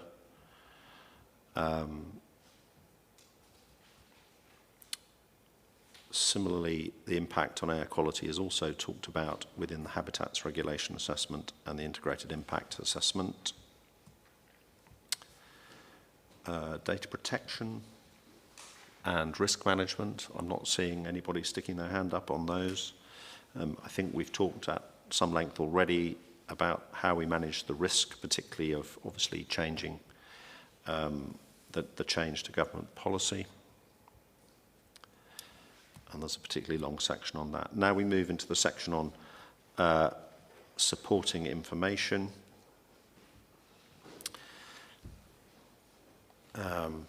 The introduction and background, I don't think there's anything to discuss there. I'm not seeing any hands.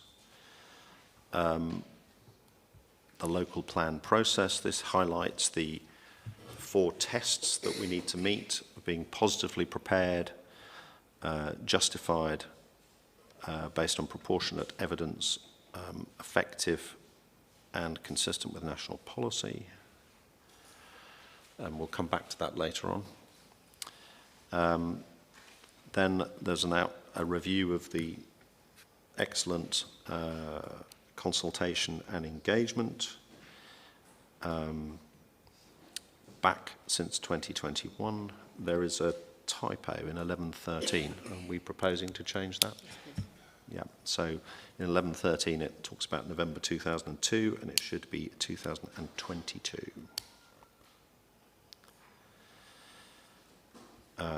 Does anybody have any other comment on the consultation process? There is reference to supporting town and parish councils and the further engagement with parish councils.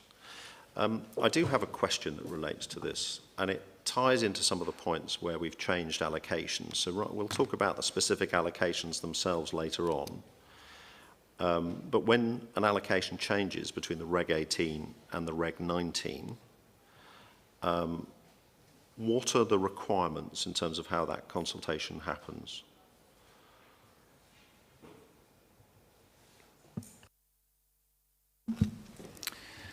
I think in terms of obviously, I think what you're alluding to is obviously, can we introduce a new site at the Reg 19 stage? The answer is yes, we can, if the evidence obviously base has changed from where we were in the Reg 18. And that is the case obviously clearly with one of the settlements we've been discussing, which is Sutton Scotney and Wickham also.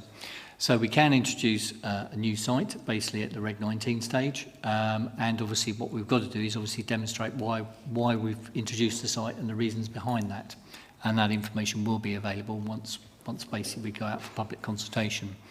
So we can do that. It's okay to do that because obviously at the Reg 18 stage you don't necessarily need to identify sites. There's no legal requirement at the Reg 18 stage to actually identify sites. We did, and a number of other local authorities do that, but there's no legal requirement at the Reg 18 stage to actually identify sites. You can do that at the Reg 19 stage. So we're perfectly fine with including a new site, basically, or new sites as we have at the Reg 19 stage. Right, okay, that's really helpful clarification. So there would be a problem if we did it at the sort of Reg 22 stage, but because we're doing it at Reg 19 and there will be 6 weeks of public consultation on the new allocations in particular, and we didn't even need to include them in the Reg 18, then we're consistent in terms of you're reminding us that what we are deciding to do today is to put something out for consultation, not make a final decision on the plan. Okay. That's correct. There's every opportunity during the consultation period to put forward views on any sites, obviously whether or not it's new or existing sites from the Reg 18 local plan. Thank you very much indeed. The other thing that relates to consultation, I don't know if there's any other questions on this, but I've got another one. Can you confirm that there's no problem with the Reg 18 consultation comments, that they have all been posted with their response? And there was some, I think it was South Wonston, had some questions about whether the comments had been addressed. So could you clarify that picture? Thank you. All the comments to the Reg 18 representations are available on the website. Final ones were put up on Friday, as promised, that they would be available before this meeting. We do need to obviously take it on board, obviously, the feedback we got this morning. I do need to double check the South Wonston ones. I haven't got those in front of me to double check, but we will double check those to make sure they're fully addressed. We do group together comments, basically where people make a common kind of comment. So not every individual comments are commented on, and it would just be impossible to do that due to the sheer volume of comments that we've got. But like I say, we will just double check, particularly the South Wonston ones in light of the conversation this morning. Thank you very much indeed.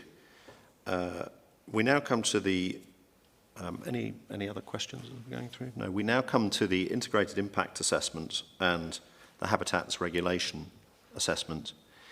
Can you clarify for me, just so I understand exactly what role these have? Are they a sort of pass-fail test? Are they showing that what we've done is sound? How exactly do they work? And how should we be assessing them? The habitats regulation is a legal requirement, but it's important to understand what habitat regulations deal with. They deal with particular areas of importance which were identified as part of a European-wide process some years ago, and they're known as European sites. And you cannot have an adverse impact on the integrity, a significant adverse impact on the integrity of a European site unless there are overriding reasons of public importance to do so, which for provision of something like housing there wouldn't be. Or they are focused on the impact on particular designated European species. So although they're very important to habitat regs, they're quite narrow in their focus.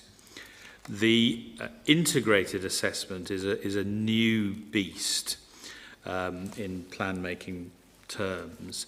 There is a requirement, a legal requirement, that a local plan be subjected to something called sustainability appraisal.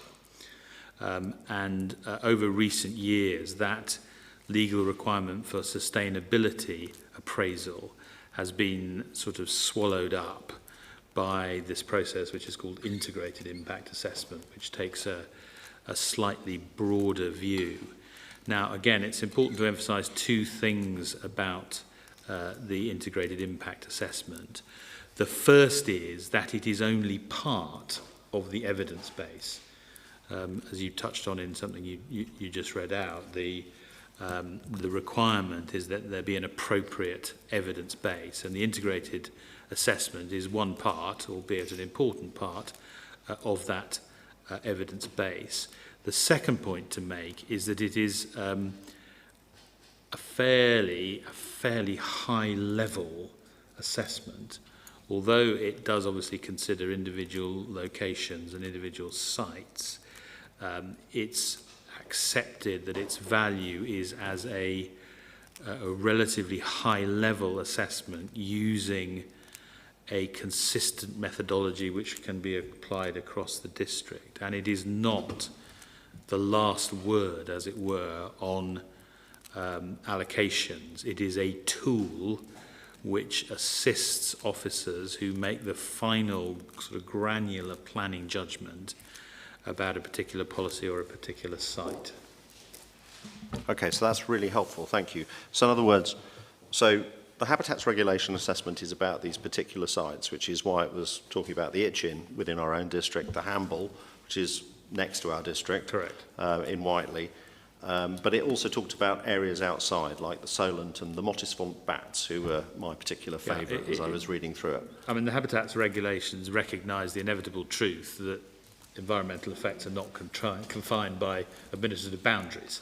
It's a real-world effect. So something that happens within Winchester boundaries is capable of having an impact on something which is outside Winchester boundaries. And similarly, the Mottisfont bats could fly into the Winchester district without knowing they've done it, without needing our permission. Outrageously, yes. Okay. And it's really helpful, your point about the integrated impact assessment. So that is an overall assessment of the local plan. It does, as part of the process that's been outlined, it does look at every individual site and assess each of them, but it is not meant to be the assessment of those individual sites. It's meant to be a tool that adds up to the entire assessment across the district. Yes. It's quite a difficult thing to assess the sustainability and all the effects of an entire local plan. And the industry that has spent many years coming up with different ways of doing this. And there is an inherent value in having a consistent set of criteria which can be applied across the whole district and looking at the effects of the whole plan. And that's what the impact assessment seeks to do. But the actual decision as to which sites are allocated and what the boundaries of the allocation are and so forth is a matter of planning judgment for the authority, inevitably done primarily by the officers, and then vetted by members in this sort of forum. Thank you very much indeed. So it doesn't mean that we won't be talking about those individual allocations later on, but even if some aspects of the integrated impact assessment might be incorrect or might need might be disputed, shall we say is probably a better term, for one particular site, it would have to be something so spectacular that it actually changed the assessment of the entire district, effectively, in terms of the role that that document plays. Yes, the purpose... We need to have the discussion and the points raised when we get to that individual allocation, but that's not the role that the integrated impact assessment plays. That's correct. The purpose is to allow a district-wide appraisal of the sustainability and other impact of the entire plan. And it's often the case that individual assessments within these documents are contested. As you say, disputed is a good word. And then it comes down to the planning judgment of officers, and ultimately it comes down to scrutiny by the inspector at the public examination, who will hear all the representations which will no doubt be made, and it's often the case that representations, I speak from experience, are made about scoring on these broader assessments, and those are matters which the inspector will ultimately consider. So, and there is, the process handles that. Firstly, people have the chance to comment on the allocations and on the IAA through the Reg 19 process. The inspector will see those comments, and again, it can be brought up as an issue during the inspection process. Yeah, if people think we've got it very frequently. People come along and make exactly the same points at the public examination to the inspector directly. So she will always be very well aware of the particular issues arising. Thank you very much indeed. The next section relates to nutrients. I think we've discussed that at great length as a cabinet, so I'm not sure we have equality impact assessment. The local plan. Oh.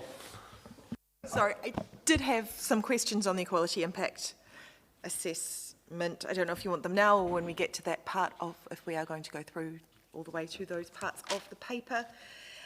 But in the report it does note that there are no negative impacts, yet if you look at table B10, there are a number of policies where there is a small disadvantage for particular groups, and I just wondered if we could just have a bit more of an explanation about that. The text does provide some information about it being related to air quality, but if Mr. Fox could elaborate on that, that would be helpful, and just to clarify, and just to ensure that we have properly considered that impact assessment. Thank you, Councillor.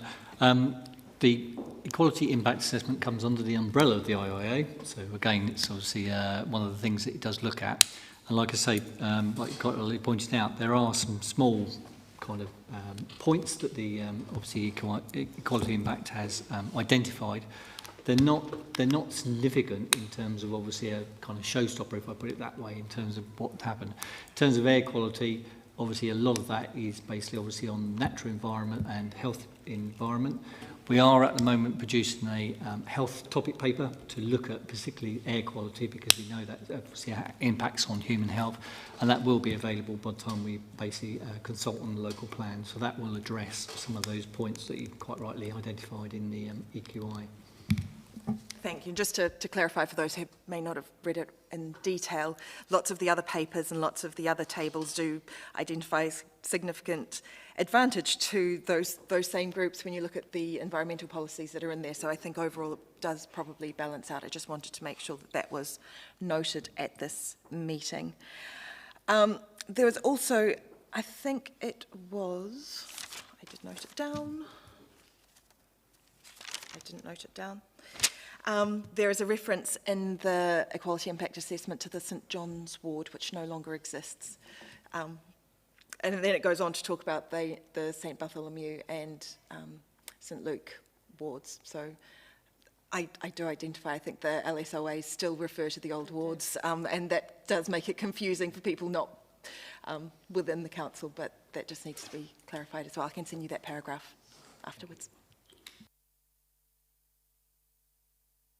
Those following at home, that's page 1394 of the pack that we have in front of us today onwards. And I think one thing that's very good about it is it doesn't just look at protected characteristics, it also looks at economic characteristics and inequalities as well, which is very welcome, and I'm very glad that that's been done. Any other questions or comments on the inequalities, or so the equality impact assessment? Right, onward. And we do actually have a section later on about the public sector equality duty. We did that earlier, actually. Sorry, I've lost my place.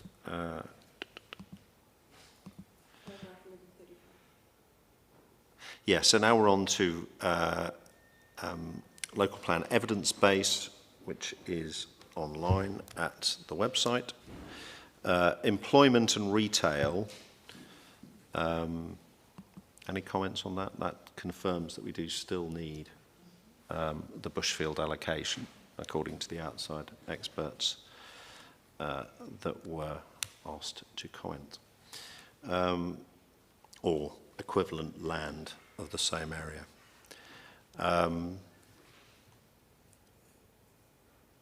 The next one is the SHMA. There's some changes in the SHMA, the Strategic Housing Market Assessment, which I believe we have addressed, but it's probably worth touching on because it does say that we have a greater need for affordable housing than we had in the last assessment, and greater need for older persons and those with support needs, a need for two-bedroom homes. So there's a useful set of updates. Can you just confirm that that is consistent with what's in our new plan? That's correct. The Focused Strategic Housing Market Assessment we commissioned ICENI to do brought forward a number of changes post-Reg 18 local plan, which are outlined basically in 11.40 in the report. And we've taken those points on board. We're not alone in terms of the need for affordable housing. That will be across pretty much the whole of the south of the country where the affordable housing need is increased. So like I say, we're not alone. It's not unusual to do that. And obviously the need for retirement and sheltered housing. And we've got some specific allocations in the Reg 19 local plan to obviously address that issues there. So like I say, we've taken on board all the findings from that strategic housing market assessment into the Reg 19 local plan. Thank you. The strategic flood risk assessment, any questions? The review of settlement gaps. Now, there was a discussion about settlement gaps earlier. My understanding is that this has reviewed existing settlement gaps, and I think we say somewhere else when we're talking about the South Push and the Botley area of search, that new ones will be dependent. Well, first of all, can you clarify what protections are in place if you don't have a settlement gap? And secondly, we have talked about how we might review options for a settlement gap in the context of the Partnership for South Hampshire area of search near Botley.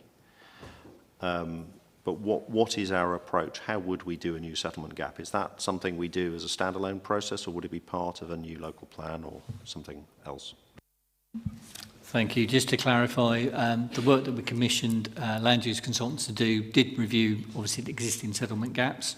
It didn't look at the need for new settlement gaps. Those would be done basically as part of the plan making process. Obviously, if you were looking at obviously extending either Winchester or somewhere that we talked about, obviously with the push area, you'd need to do that in parallel with that work. So it'd be done in conjunction with master planning work to identify the need for a settlement gap. You wouldn't do it in isolation, basically, and you wouldn't do it basically just because you think there is a risk of a development combining with another.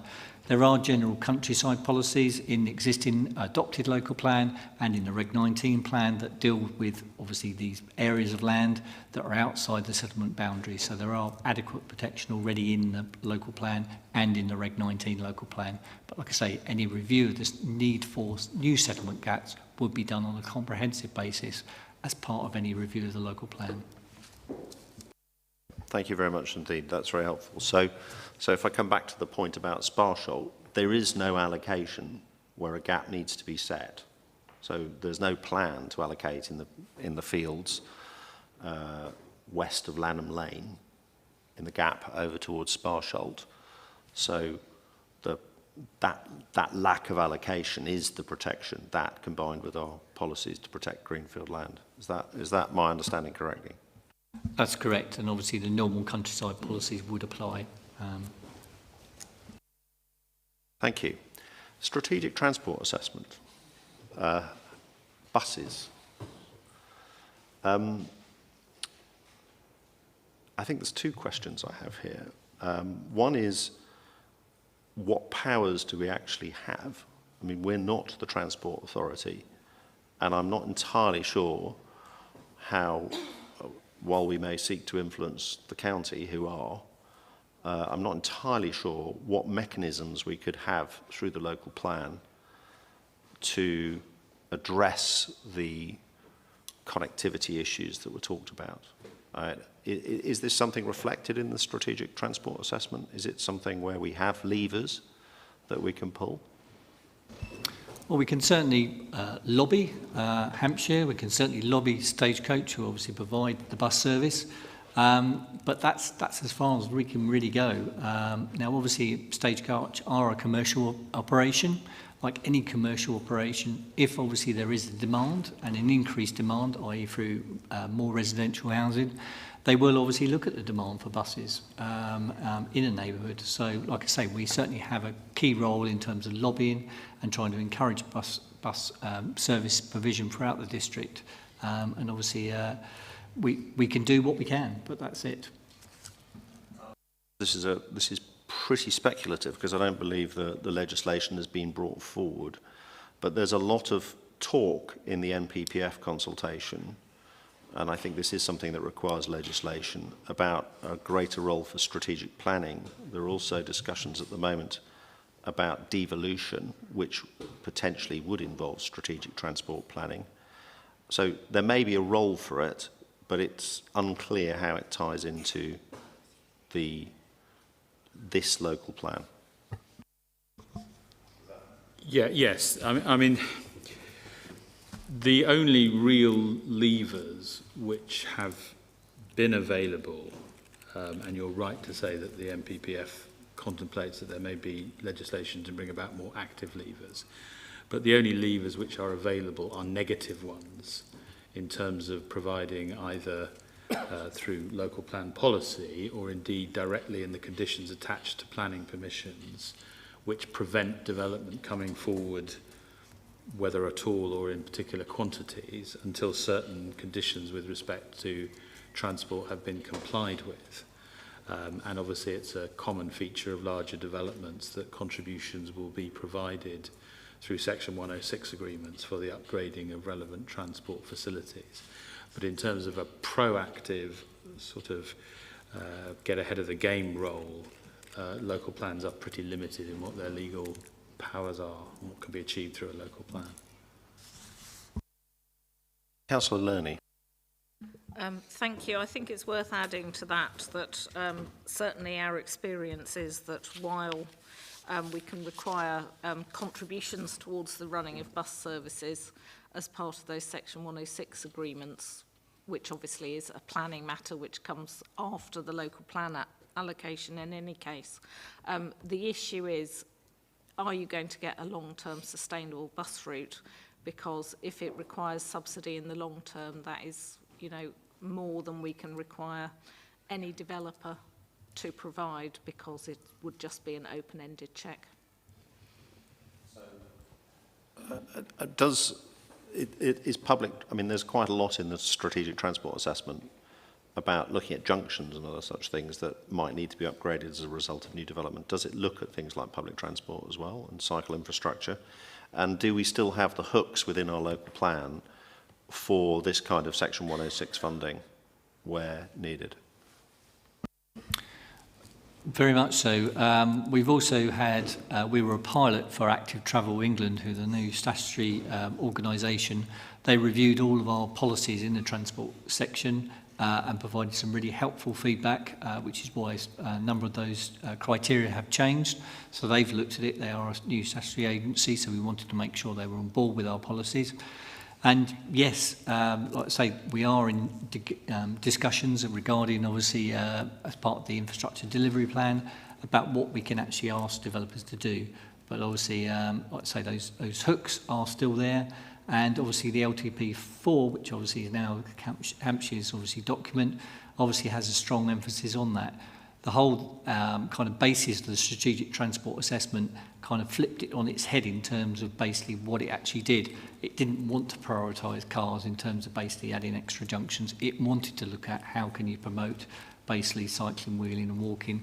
So basically it's quite a new type of document that was produced by Hampshire about flipping it on its head to make sure that we did really address sustainable transport means and we're not just planning for the car. That's great, and obviously in another place I was involved in helping to get LTP4 through. That's very helpful. The infrastructure delivery plan, there were points made, for example, about the problems with electricity, problems with renewable energy. Now, obviously, there's been major changes in government policy on that, although we're not the energy authority, the energy planning authority. That sits with Hampshire. But we are putting forward a local area energy plan in that. I don't know if there's any other comments or questions on that. No. There was also reference to whether we had worked with with DLUC as was or MHCLG as is to check the compatibility of what we're doing with not just the words of the MPPF consultation, but with shall we say, ministerial and ministry intentions. Could you say a bit more about what we've done with them and the meetings we've had? Thank you. We had several meetings with DLUC and more recently a meeting with the Ministry of Housing.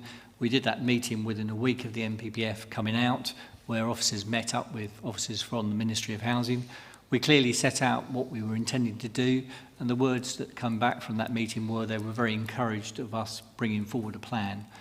They certainly did not indicate that what we were proposing to do couldn't be done. Basically, they were very encouraged that we were bringing forward a local plan, and they've been very supportive since that meeting in terms of basically putting us in touch with the planning inspectorate.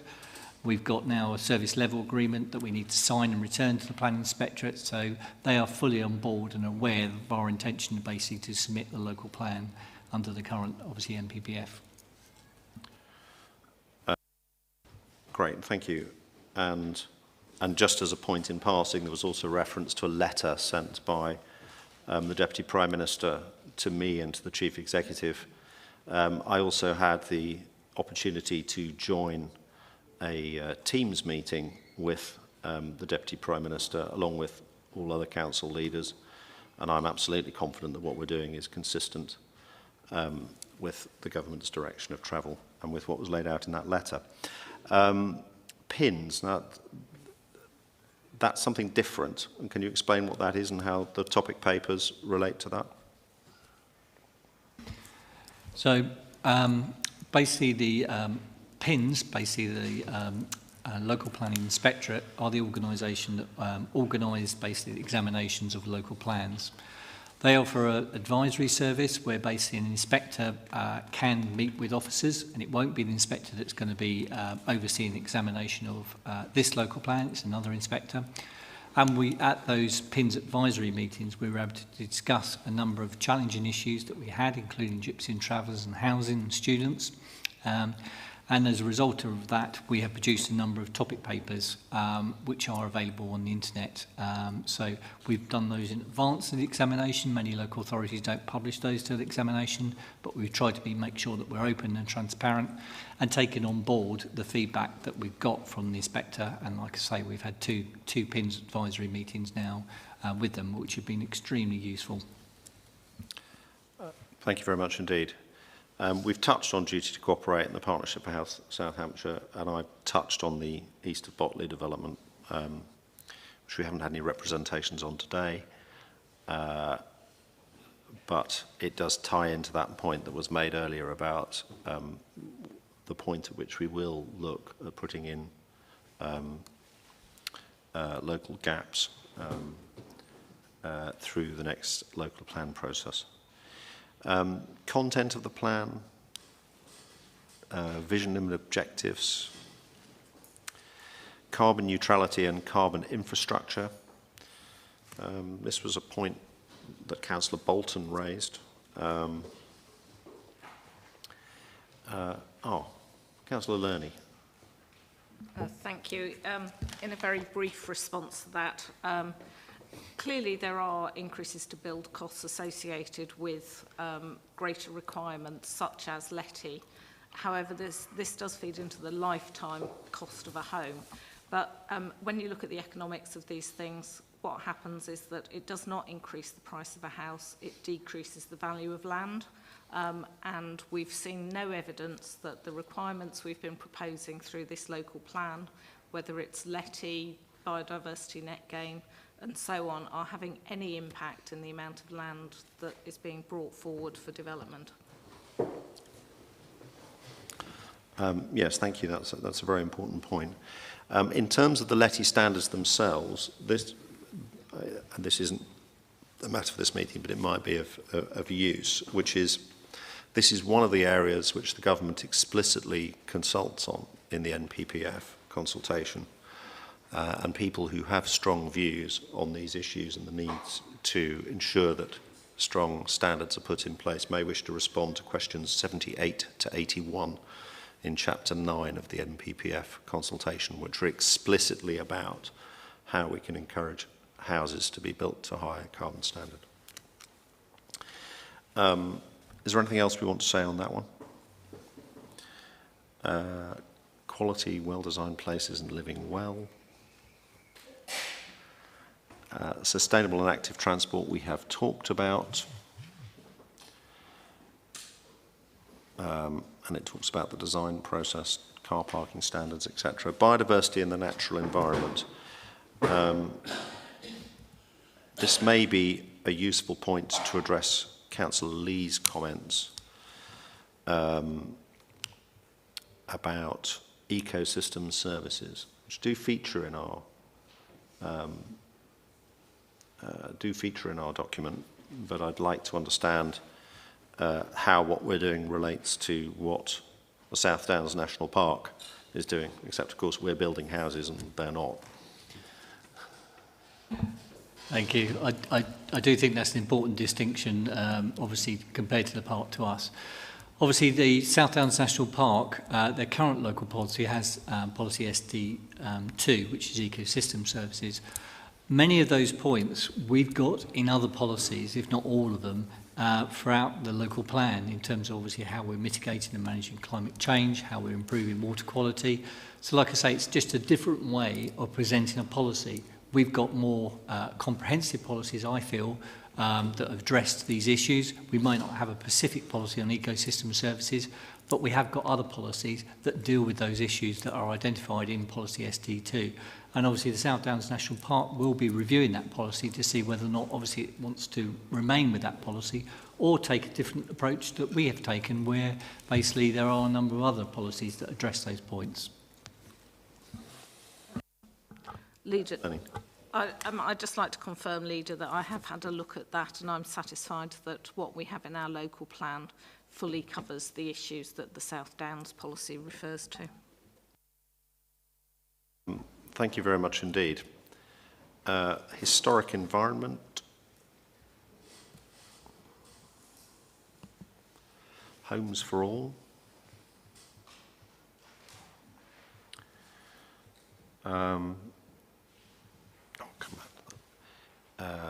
Development allocations to meet the development strategy. Okay, so I think this is probably a useful point to discuss these points through in a bit more detail. So we've removed Little Park Farm and the Glebe in Wickham. And is this where we discuss the Sutton Scotney allocation and the Wickham allocation. So we had several discussions about actually more about South Wonston, but we had three about the Brightlands allocation. So Mr. Parker, Councillor Maunder and Mr. Schiff, and there was quite a lot said about that in terms of firstly the process, which I think we talked about earlier, to say there is still plenty of consultation and a need to respond to that consultation coming. We are recommending something for consultation, not for forwarding to the inspector.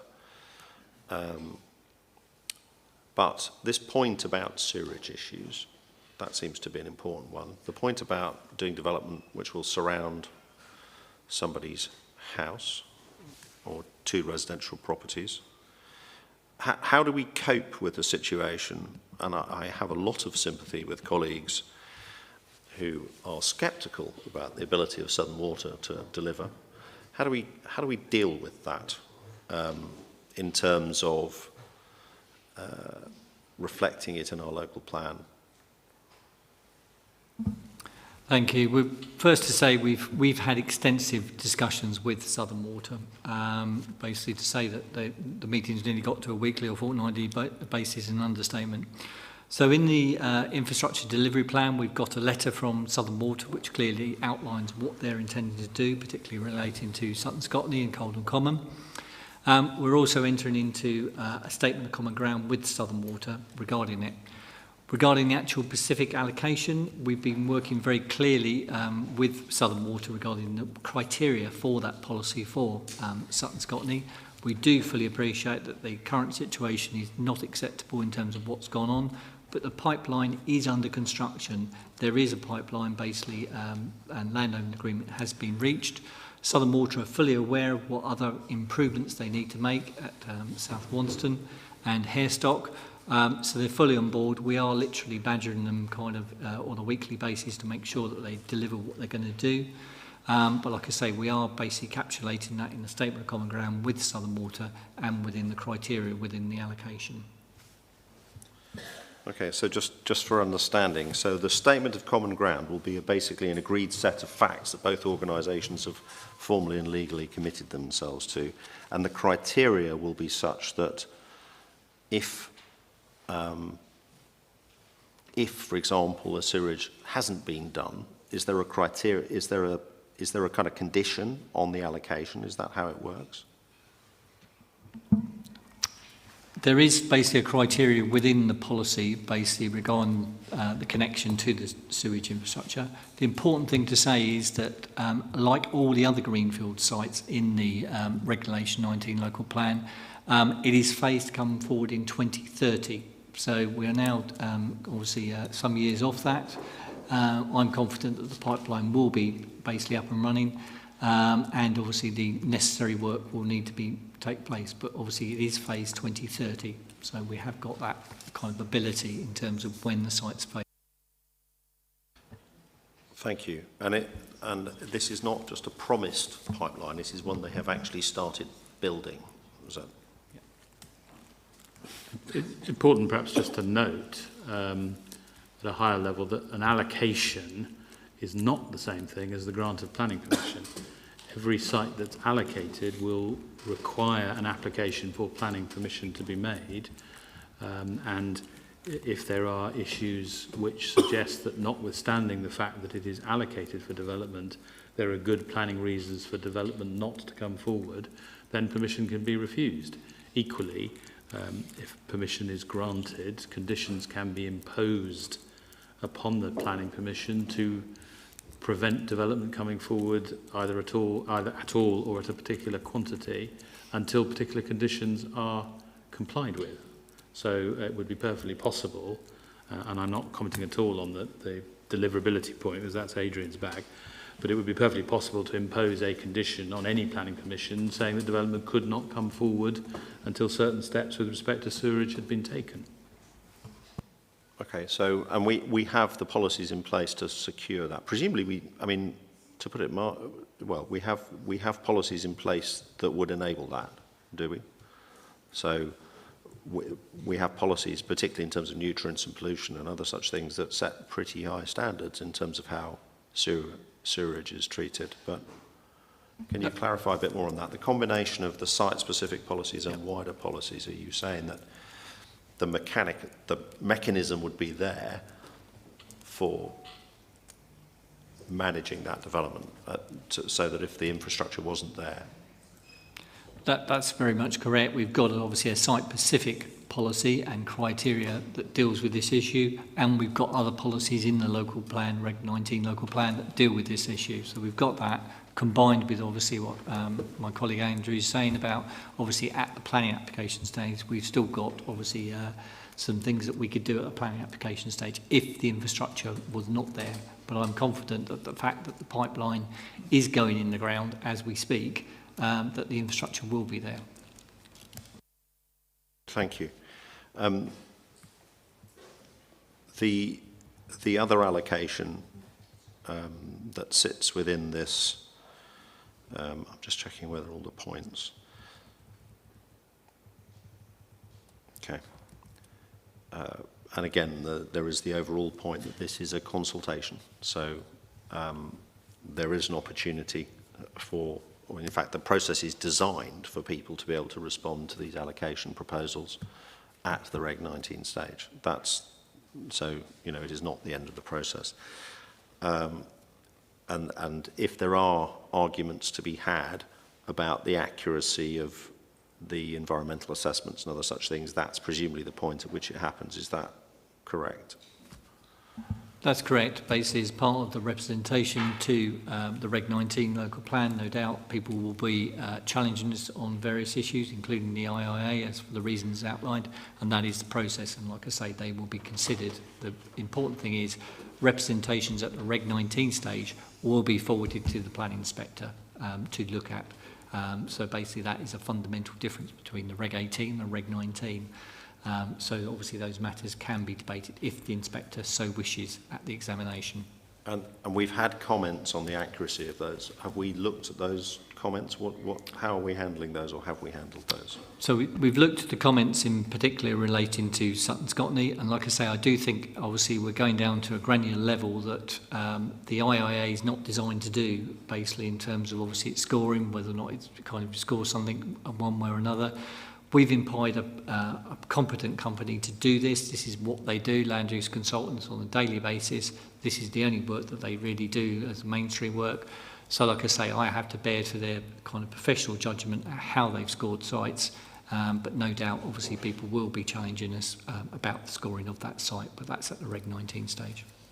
Thank you very much indeed. The other allocation is Wickham. Now, we haven't had any presentations about that today, although I think there was one at scrutiny, wasn't there? I can't remember. Yes, there was one at scrutiny, and this is one, just so we're all clear, where it is important to note that allocations happen by settlement, not by the randomness of parish boundaries, which are on occasion extraordinarily random. So, looking at the Wickham settlement, are we happy that although the parish is unhappy about promises that were made that relate to Knoll, which is a separate settlement, are we happy that in light of that, the appropriate steps have been taken in terms of identifying an allocation of 100 homes within, any comments or questions on that? That's what we've done essentially, is it? That's correct. That's what we've done. We've very much reviewed basically the representations that were made at Reg 18 stage, and in light of those representations, we feel that as officers that we've got to make an allocation at Wickham Village, basically 400 dwellings. We've identified 2 sites to meet that need, in addition to Ravenswood, which was granted community support. And basically the allocation of Ravenswood is in there to basically safeguard and ensure that we can control the development by having a policy in there that basically has a number of criteria to be met. But we feel that we've basically met the representations in the Reg 18 to obviously address that. Thank you. And we're doing that consistently everywhere. We've taken that settlement-based approach right across the district. That's correct. That's the main reason for doing it, is it's a settlement basis, and Wickham Village obviously has a number of services and facilities and is in a sustainable location. So that's why we've allocated 2 sites in Wickham Village. Thank you very much indeed. The next section is the South Downs National Park. Councillor Bolton had some comments on the South Downs National Park. I suspect we're not in a position to do much about the South Downs National Park directly in our local plan. I think the point he makes about allocating based on past performance makes sense. Is this something that we can do, make reference to in the NPPF, perhaps? Response, consultation? I think we'll just start by saying we've had extensive discussions with officers basically at the South Downs National Park about what assumptions we can make in the Reg 19 local plan in terms of housing requirements. It was quite rightly pointed out that obviously in the Reg 18 we were assuming 500 dwellings. We've now reduced that to 350. That is on the basis of latest information about, obviously particularly regarding a care home in Twyford that's not coming forward, and obviously the estimates in terms of windfalls. Obviously the South Downs National Park are at a totally different stage to us. They're early stages of preparing their local plan, so there is a matter of timing. But obviously in terms of the NPPF, it is a point that obviously we should be making in the NPPF consultation. Obviously we've got 40%, potentially around 10% of our housing stock in the South Downs National Park. And that obviously affects the standard methodology outlined in the changes to the NPPF. So that is certainly a point that obviously we can go back to as part of our response to the NPPF. I think it would be helpful, and I suspect New Forest District Council might have something to say as well. Yeah, so for clarity, for those of you who aren't into the details of the new calculation, essentially it moves from a slightly bonkers forecast housing growth based on an estimate made in 2014 to using 0.9% or 0.8% of existing housing stock as the base number for calculation, but 10% of our housing stock is in the South Downs National Park. So it effectively means the rest of the district has to carry that 0.9% as a base number, which then gets multiplied up by affordability for those into such things.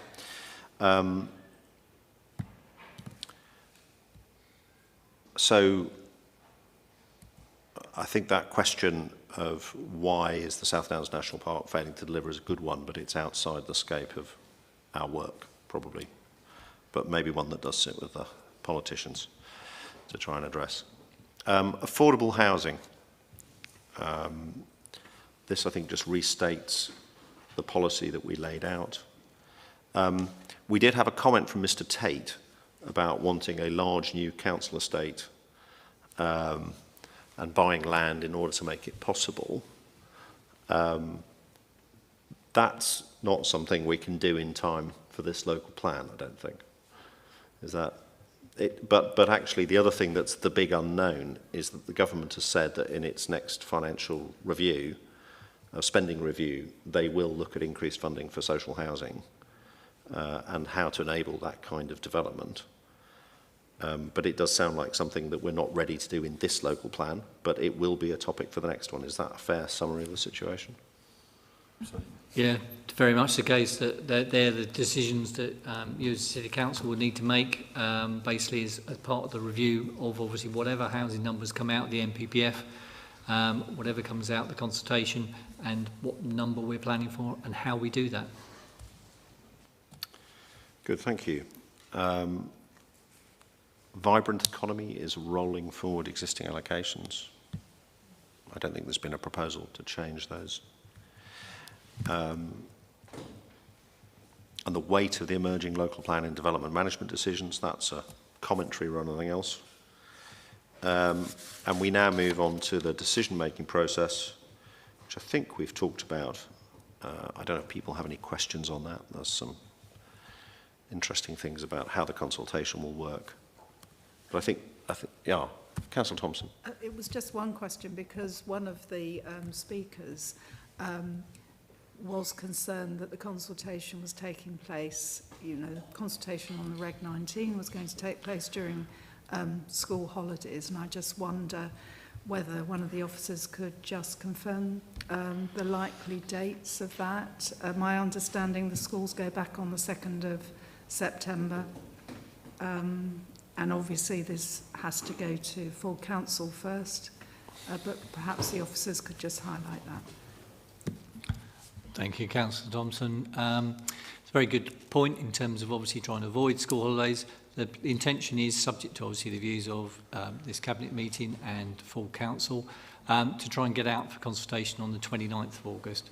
As you quite rightly say, schools are back on the 2nd of September, and most people, apart from myself, would have had their summer holidays by then, so there will be a 6 weeks public consultation. And obviously, it's important to state that these papers have actually been out since the scrutiny meeting. So they've been out, obviously, for some time now in terms of, obviously, what we're attending. So there's more than adequate opportunity, I feel, to basically people to be aware of what we're actually doing. Thank you very much.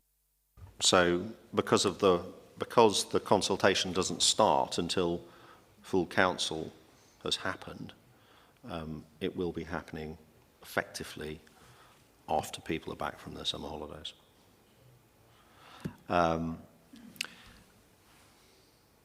Moving on, the other options considered and rejected. I think we've already talked about this. I think we're all clearly of the view, well, the proposal is being brought to us because we believe it's the best, the officers believe it's the best way of having a controlled planning process in the Winchester district and making sure that we don't run to planning by appeal, but also deliver against the priorities the government have laid forward. And that's it as far as the main paper is concerned. We're now off to go through the policy sections of the local plan. Here we go. So we've had a discussion. Just for clarification, if between now and full council we adjust the language to make slightly clearer about the relationship to the new process, is that an option? Are we able to do that, or is that a delegated decision we can? Do we need to do that? I'll look to, may I? Yes. Thank you. I'll look to Dan. I think we go with these papers, and you make the recommendation to full council that before consultation we change the words. So, right, that's the process from here. Okay, thank you. So if we do want to make any adjustments, we'll do it that way, in line with our constitution. Okay. So, off we go. So I think Cabinet have notes here as to the main changes that we will be making. We will be going through this at some pace. We will be focusing on the particular policies rather than the commentary that goes around them. So if we get to, where are we starting? SP1 is on page 91 of the pack. The vision and objectives and the associated commentary.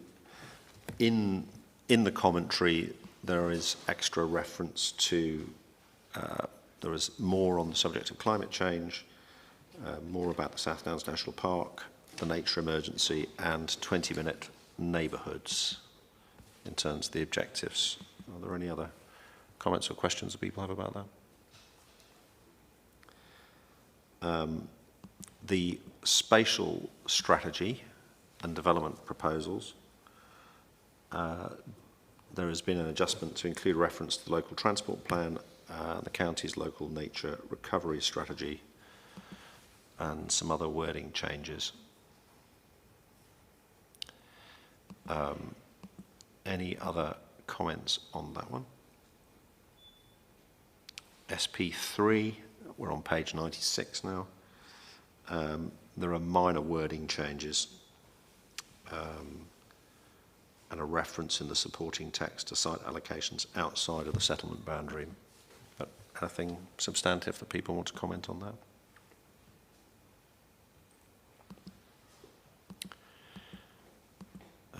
Into the carbon neutrality section.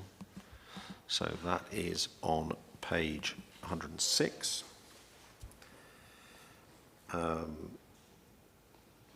We have strengthened the language about there's new supporting text and a criterion about changing temperatures and overheating, and also reference to nature-based solutions has been added.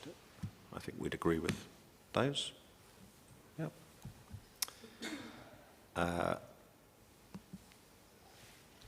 CN2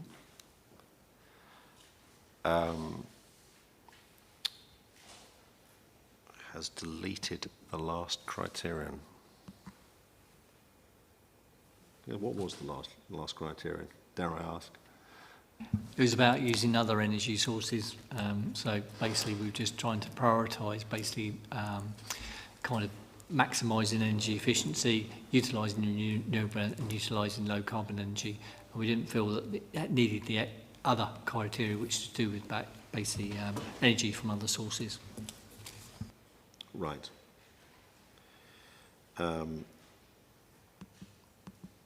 CN3.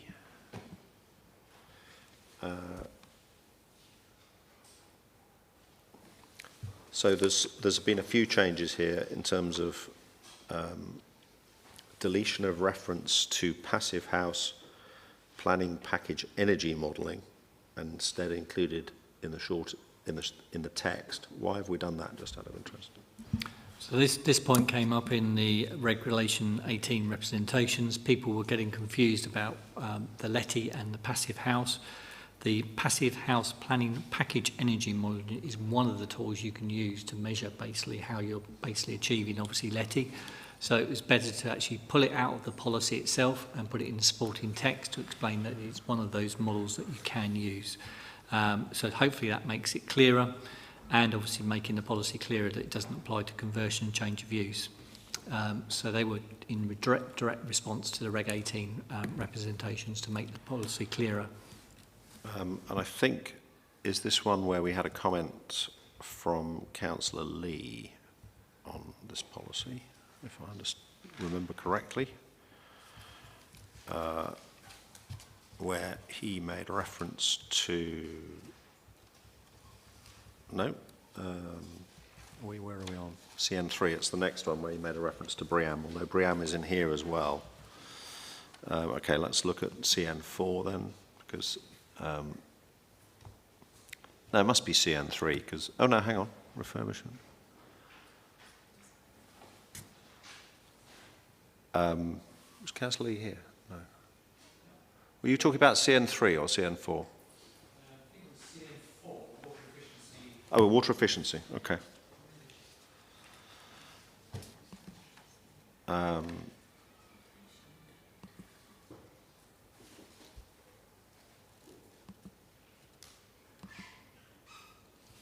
I think that's one that we would need to take away in terms of understanding, would we? Or I think it's worth remembering that we are moving to a consultation. yes, I was going to say this is for a consultation, and if there is something, it sounds like it's too complex. I think too technical to change in this meeting, so we can have a separate discussion about that, just to clarify exactly what's meant and handle. So CN5, 4, 5, 6 and 7 there's some minor changes on words. Now CN8 is a new policy, is that correct? And this is the embodied carbon policy. So could you take us through that? That's correct. CN8 was included basically again as a direct result of the Reg 18 representations. to think about obviously how we can deal with embodied carbons. There's a study on the website that explains basically the options that we explored about how we could take this forward this policy, and why we've obviously suggested going forward with the wording in the policy. We've avoided going basically with a target because at the moment there is no national target. We don't have the local evidence to basically set that target. Some of our other local authorities have done that work. So basically what we're saying in that policy is basically that we require developers as part of the design process to actually tell us how they thought about embodied carbon, and obviously as part of their design of the development. What we're not saying is basically that we would refuse something. What we're saying is basically, as part of your thinking cap on when you're looking at the design process, supply information and think about embodied carbon, and we feel that that's as far as this Regulation 19 local plan can go in the absence of obviously any nationally recognised standards. Thank you. Will it help us generate an evidence base that we could use for a new local plan, or? That's very much the intention, that we can obviously look at, and hopefully by that stage the government will obviously look at this important issue and provide some more guidance. So it's a stepping stone approach. Thank you very much indeed. Any other questions or comments on that? No? Right, off we go into high quality and well-designed places. A lot of this is, so in D1 we've changed based on impact, input received. Is that correct? I think it's broadly making it consistent with everything else. So that's page 146. I don't want to panic you, we've still got 2,800 pages to go.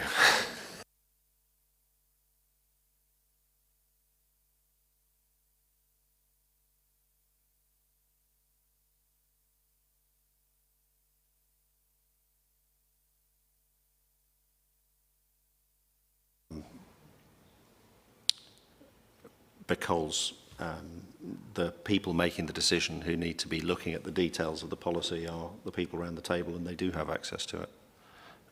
And it has been made publicly available for other people to consider. I'm sorry, Pat. I'm terribly sorry. We have not amended this document. We're seeking to understand the amendments that were made between the Reg 18 draft and the Reg 19 draft. Now, thank you. You've had your chance to have your say, and that's it as far as I'm concerned.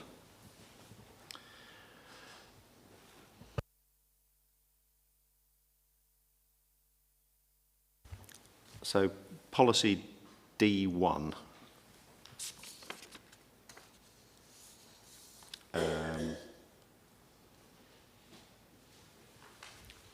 What changes, just for clarification? So again, changes between the Reg 18 and the Reg 19, which is available on the internet as part of this agenda, is basically strengthening about nature-based solutions, promoting obviously cycle bus stop infrastructure, and the need for obviously design to address waymarking and public realm improvements, and retaining reduce of existing buildings. All of these changes are identified in basically the representations to, so for example, if you wanted to know what changes have happened, if you look at policy D1 on the internet, basically you'll see a track change version. All we're doing is explaining what has changed since the Reg 18 to the Reg 19. Great, thank you very much indeed. So let's keep going. So if I look at other areas broadly, there's no surprise, I think, in anything that we've got apart from strengthening language about walking and cycling and other such things. On D2, D3, D4, D5, D6, D7, D8. D9 was a policy on overheating, and we've now moved that to CN1. Is that right? Okay, so we've moved that into the carbon neutrality area. That's correct. We thought it was more logical to, in light of the representations, to move it into CN1, the strategic policy. So it is still dealt with, and it is an important consideration, not only for humans, but also for the natural environment. So that's embedded now in policy CN1. Thank you very much indeed. Let's move on to sustainable travel. We've changed from 15 to 20-minute neighbourhoods. So the concept of 15-minute neighbourhoods came out of the vision for the City of Winchester. We've reflected on that, and the Town and Country Planning Association have produced some useful documentation on 20-minute neighbourhoods. Now, I must stress it's a concept of 20-minute neighbourhoods, and we do fully accept that the district is very varied, and obviously that doesn't necessarily apply, particularly to the southern part of the district, but it's just basically a minor change in terms of obviously the concept. But there's very good documentation about what 20-minute neighbourhood means, and basically it's trying to encourage obviously those servicing facilities to be easily accessible, but it's, like I say, it's a minor change in terms of the terminology.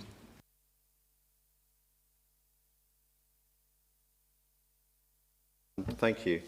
In terms of active travel, I think broadly that's everything else is I don't think there's anything controversial to discuss.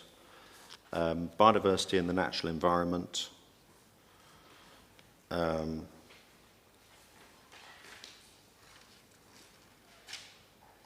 Again, I don't think there's anything particular to discuss.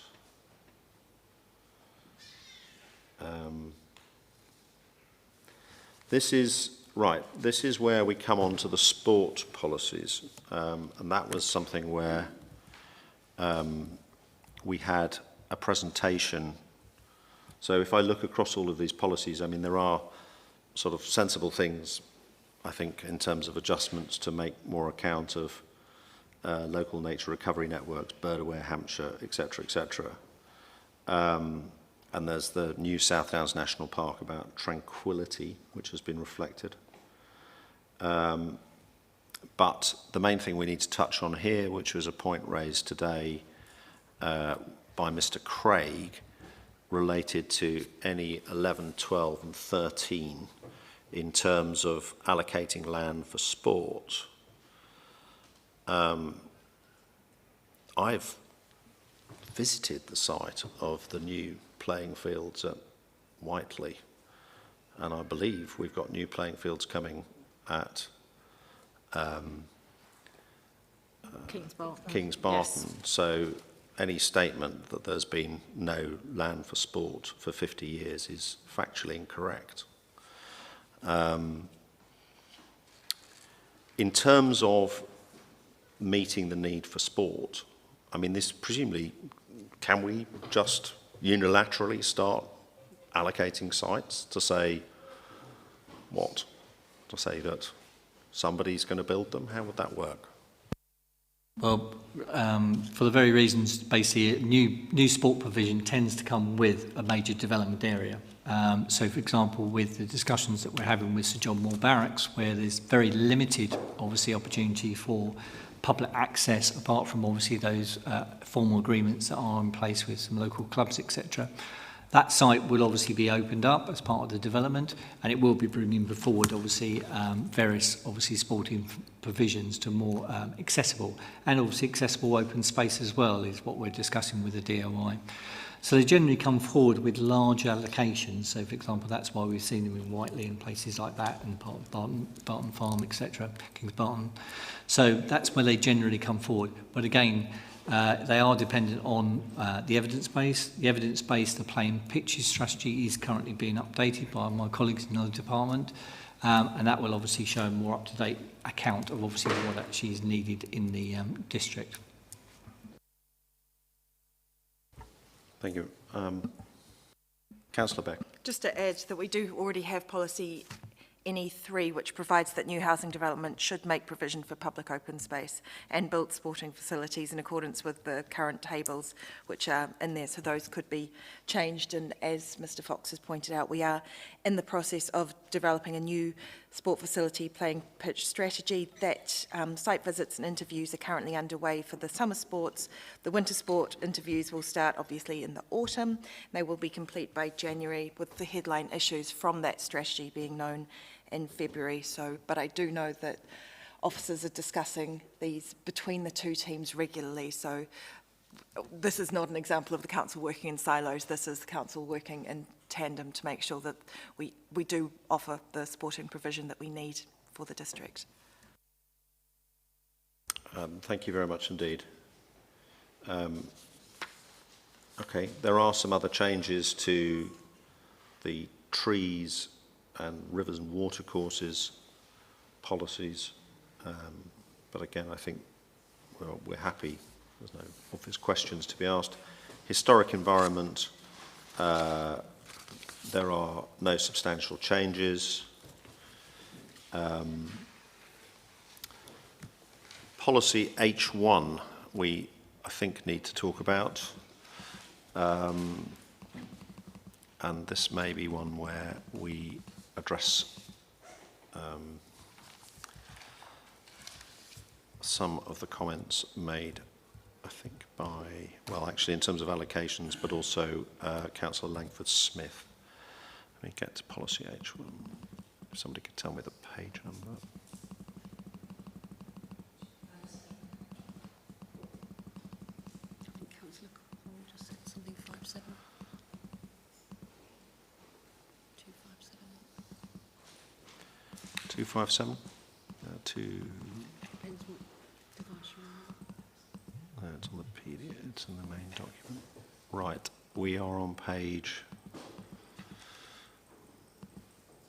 H1 is page 286 of the meeting PDF.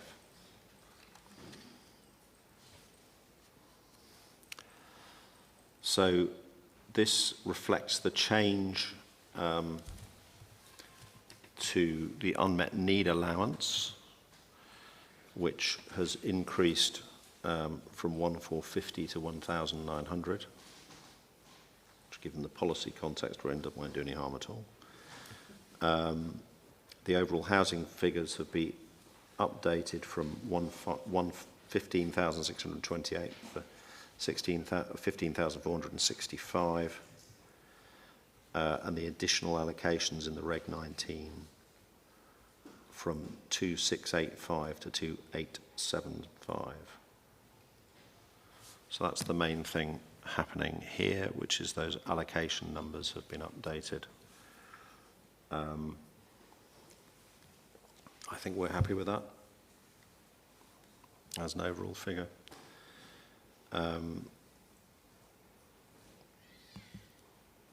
H3 is the one where we've had some comments. Again, I suppose there's the proviso of this being an allocation, this being a recommendation for consultation. But is this where we talk about Denmead? Yes. So page 290. In terms of the comments made by Councillor Langford-Smith,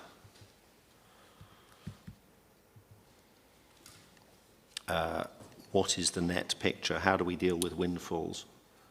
How do we deal? Are we dealing with windfalls consistently across the district? I suppose it's important that we treat everybody fairly.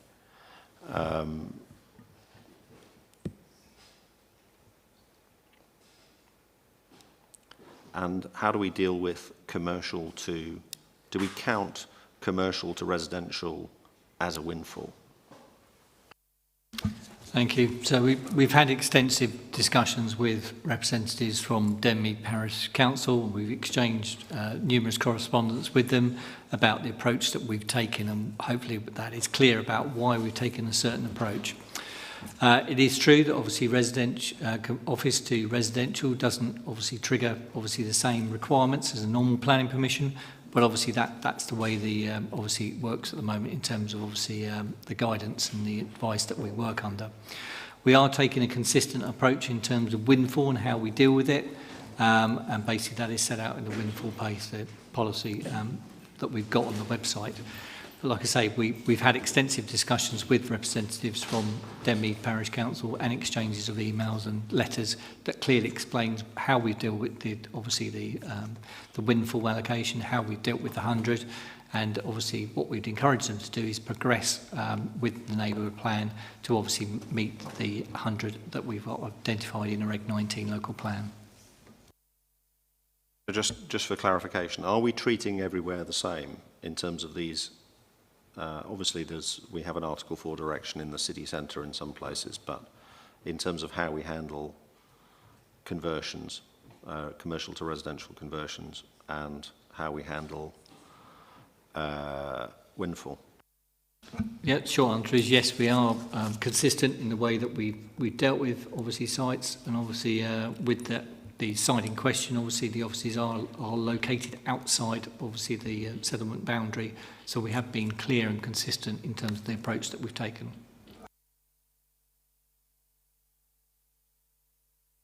The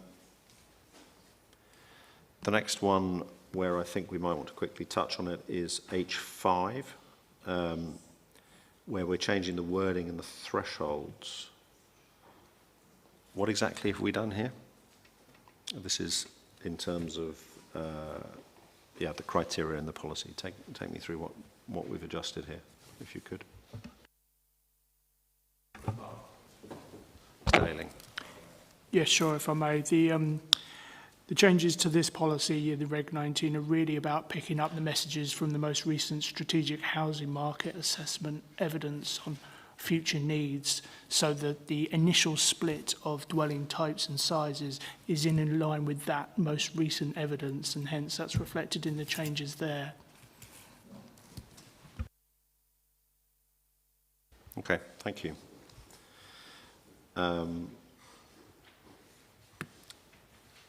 If we keep going, policy H10,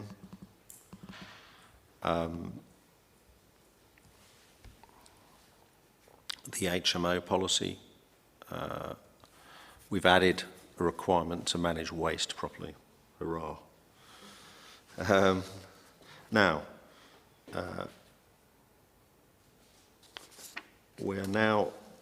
there were some questions raised about policies H12 to 18 by Councillor Horrell, and it might be helpful to just have a brief discussion about that. If I look back at her comments,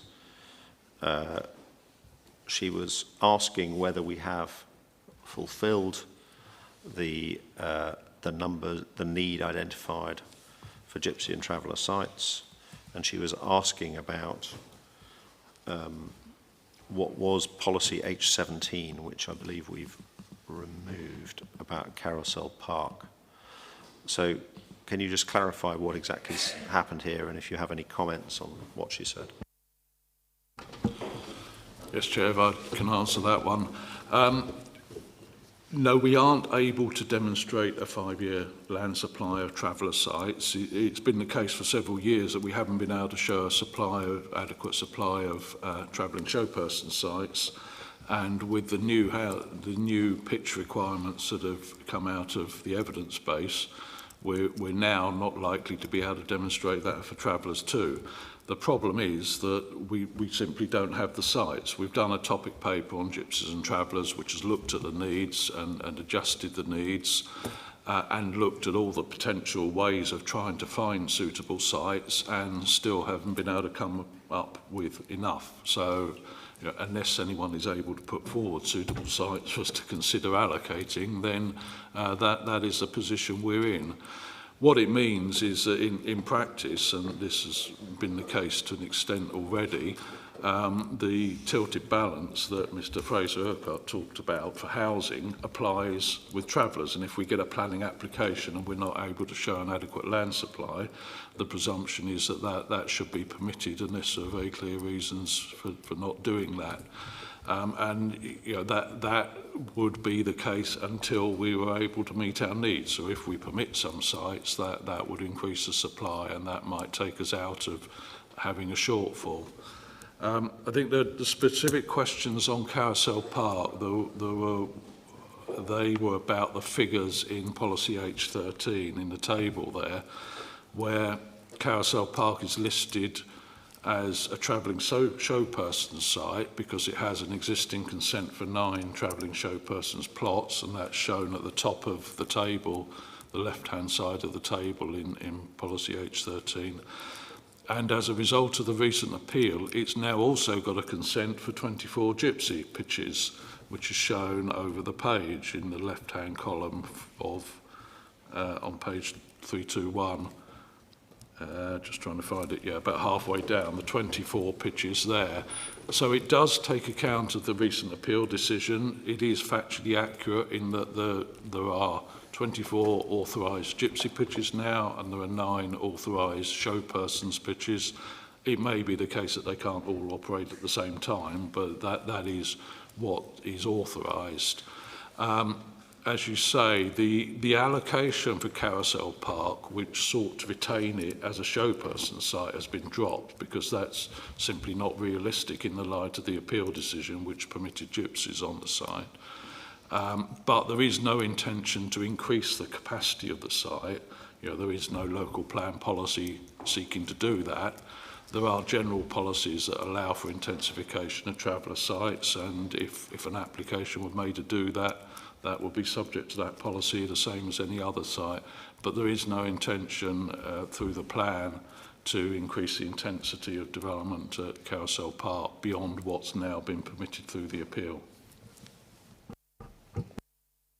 Thank you. That's very helpful and very clear. And again, it's highlighting that some of these issues, as I understand, will be addressed in the next local plan rather than the current one, or rather the decisions, you know, what we have in front of us today is what we are proposing for Reg 19 consultation. So, you look like you want to say something. No. And I don't think there's... Has anybody else got any questions about that policy area? The next area is the economic policies, but I don't believe that they've changed. We're now off to development allocations.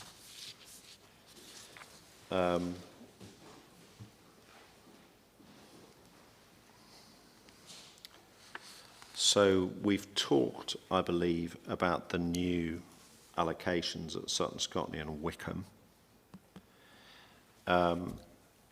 In terms of other policy changes,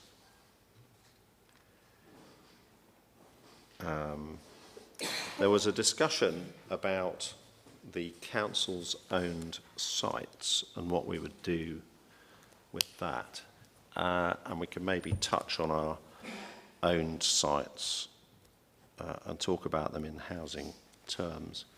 So there's River Park. I don't want to get into the details of that, but my understanding is that we have quite strong legal restrictions and it's not allocated for housing, and we're not in a position. Well, and also it's in a flood risk area, which is the critical issue why we can't put housing on that site.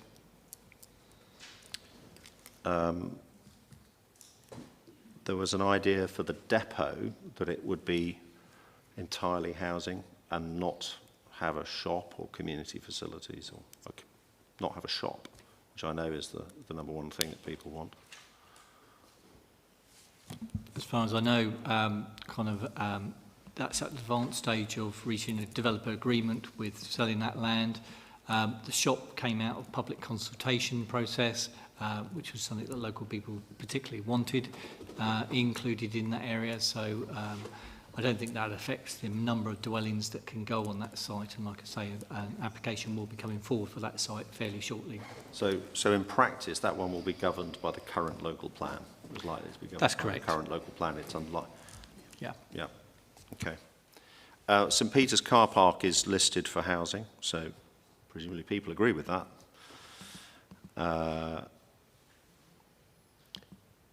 What else have we got?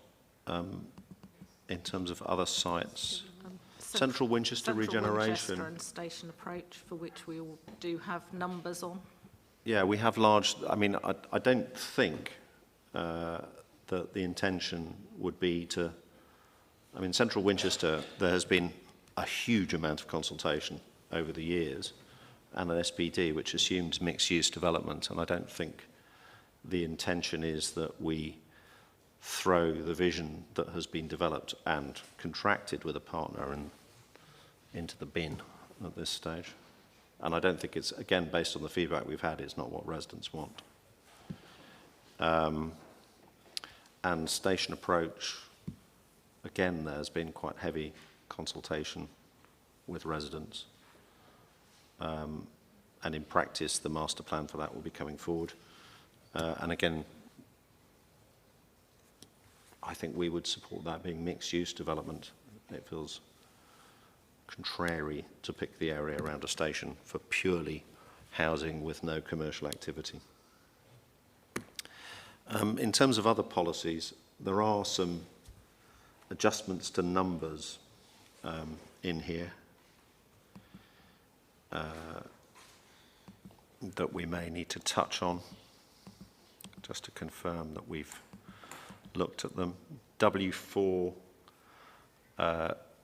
we have now allocated, we're proposing to consult on 150 dwellings rather than 100, which is the Courtney Road.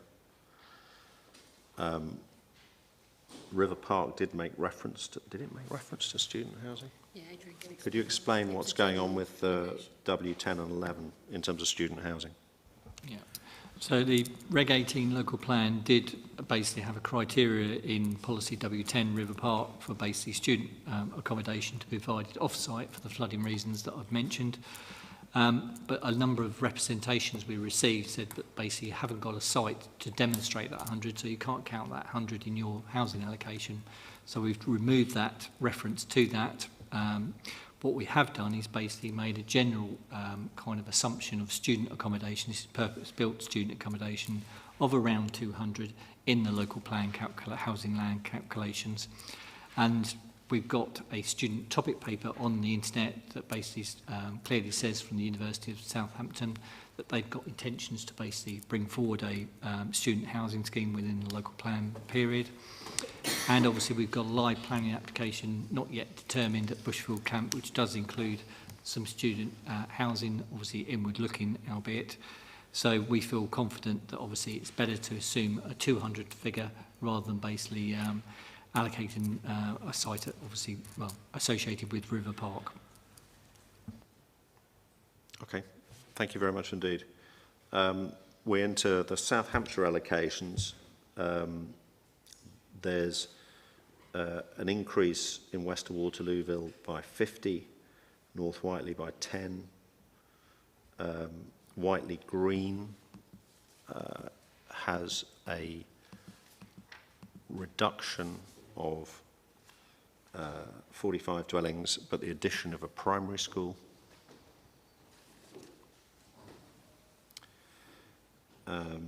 And Little Park Farm, as we talked about earlier, has been deleted. What? Can you just quickly answer? It's basically a bit of a site that's allocated in the Fareham local plan, which extends into our district, but the part of it in our district is mostly ancient woodlands, so basically there's little or no development potential there. It's within the Whiteley settlement boundary, so if it could be developed or it could be brought forward, then that is allowed for by being within a settlement boundary. Good, thank you. The Wickham developments we've talked about. The Knoll development, which is effectively a renumbering of a previous development we've talked about. We've talked about Brightlands. Carton Horses, can you tell me what's going on with Carton Horses? That's an increase of 5 dwellings at the Cart and Horses site in Kingsworthy. Morgan's Yard, which was touched on, there's a decrease of 20 dwellings. Bishop's Waltham, the Albany Farm site is now completed, so presumably taken out.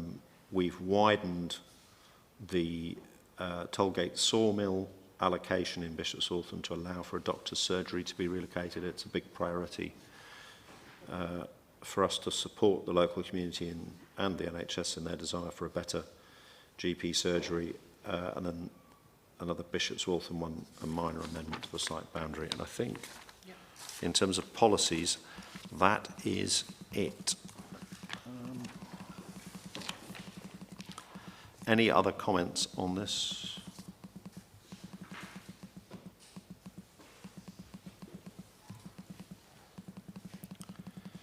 Right, on to the next bit.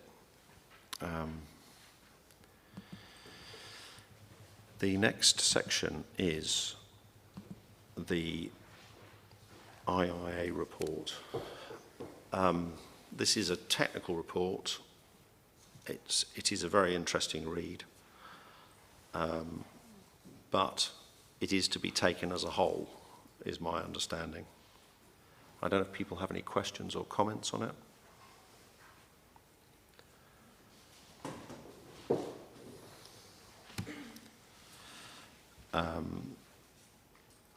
We have the habitats regulations assessment, and again, this is more of a pass-fail. We have to prove that we're not damaging these sites, as I understand it, based on the conversation earlier.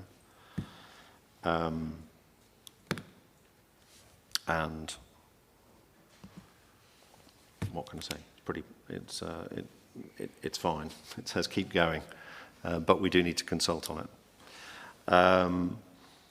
We then have a policy paper that was written, and this was before the announcement of the NPPF, I think we wrote this one, that outlined what was in the Labour Party manifesto.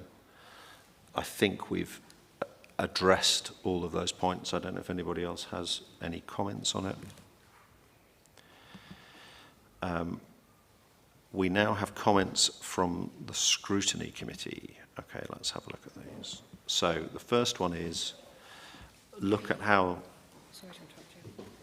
I do apologise to interrupt. Just wanted to confirm their points to note. They weren't recommendations from Scrutiny. Okay. These are points to note, and there is an officer response. Look at how the Regulation 18 consultation responses are advertised on the website. Investigate opportunity to mitigate reliance on third parties. Risk from government changes, especially the NPPF.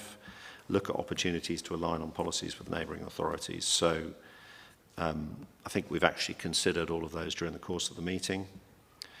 Then a couple of changes to the local plan proposed by councillors and officers post the scrutiny meeting, so the adjustment to the forward.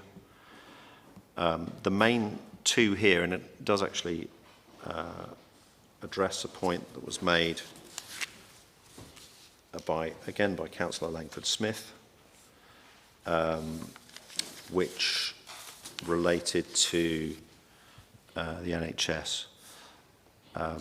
So CC2 has added quite a large paragraph about flooding issues. The rest is all very minor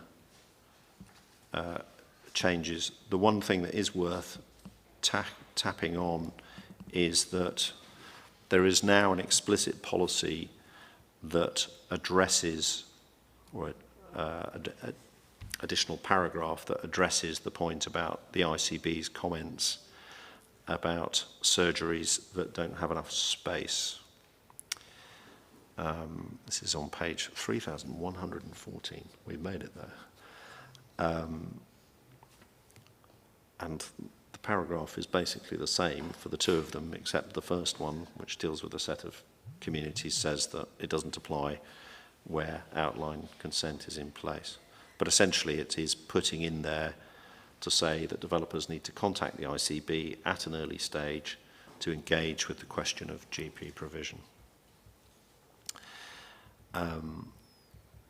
Let me just Okay, so that's that whole paper. We're out of papers now. We're going to go back to the recommendations in a minute.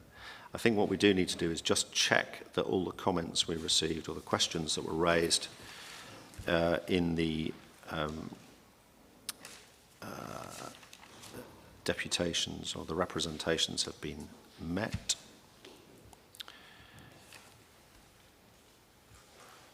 I think we've addressed the comments about the process and whether it's consistent with the government's plans. We've talked about how we will work with Southern Water, including on questions at Colton Common.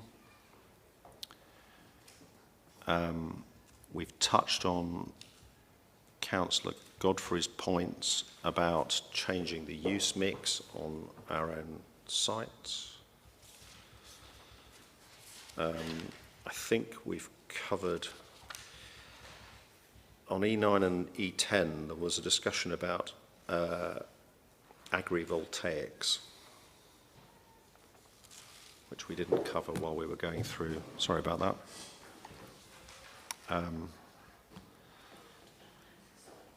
I think that's something that's covered by the NPPF, isn't it, in terms of rural energy policy? Well, we've also got a policy in the carbon neutrality chapter on obviously solar farms.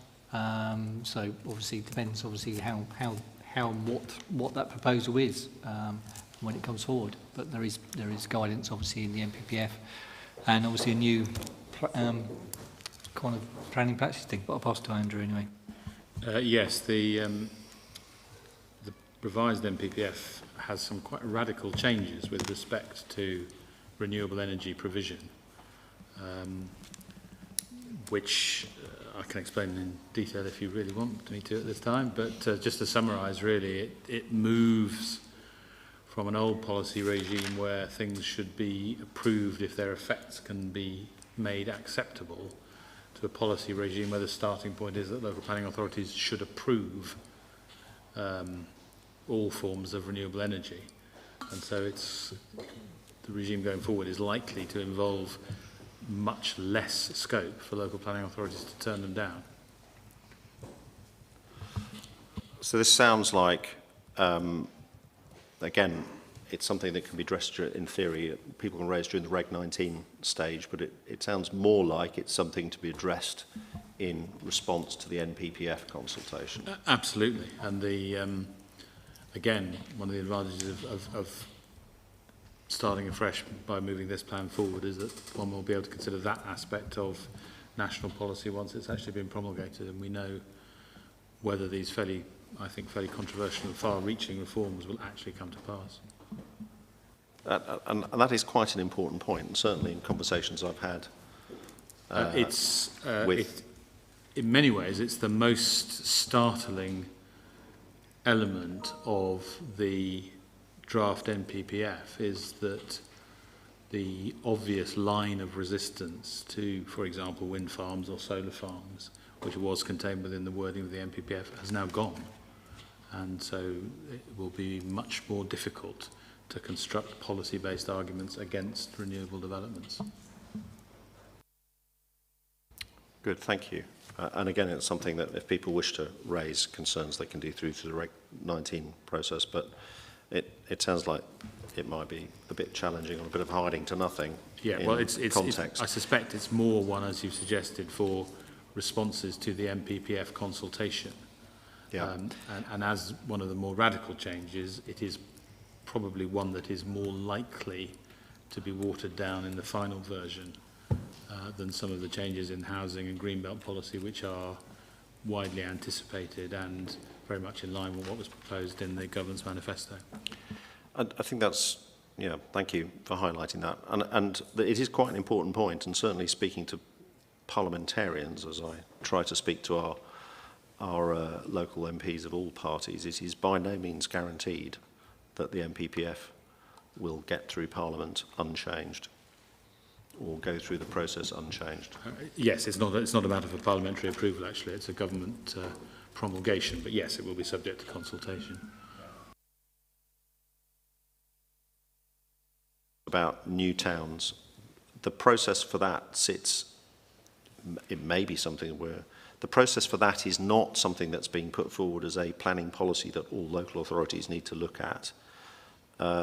It is a separate task force that is set up to look for very large new towns, you know, sort of 10,000 as a minimum. And that can be urban extensions and it can be city centre regeneration. So we're not even seeing that there's a requirement to look at that and respond to that within our local plan. If it does happen, it sits outside the local plan. Have I understood that correctly? As things stand, it was not something which was dealt with in the NPPF draft consultation.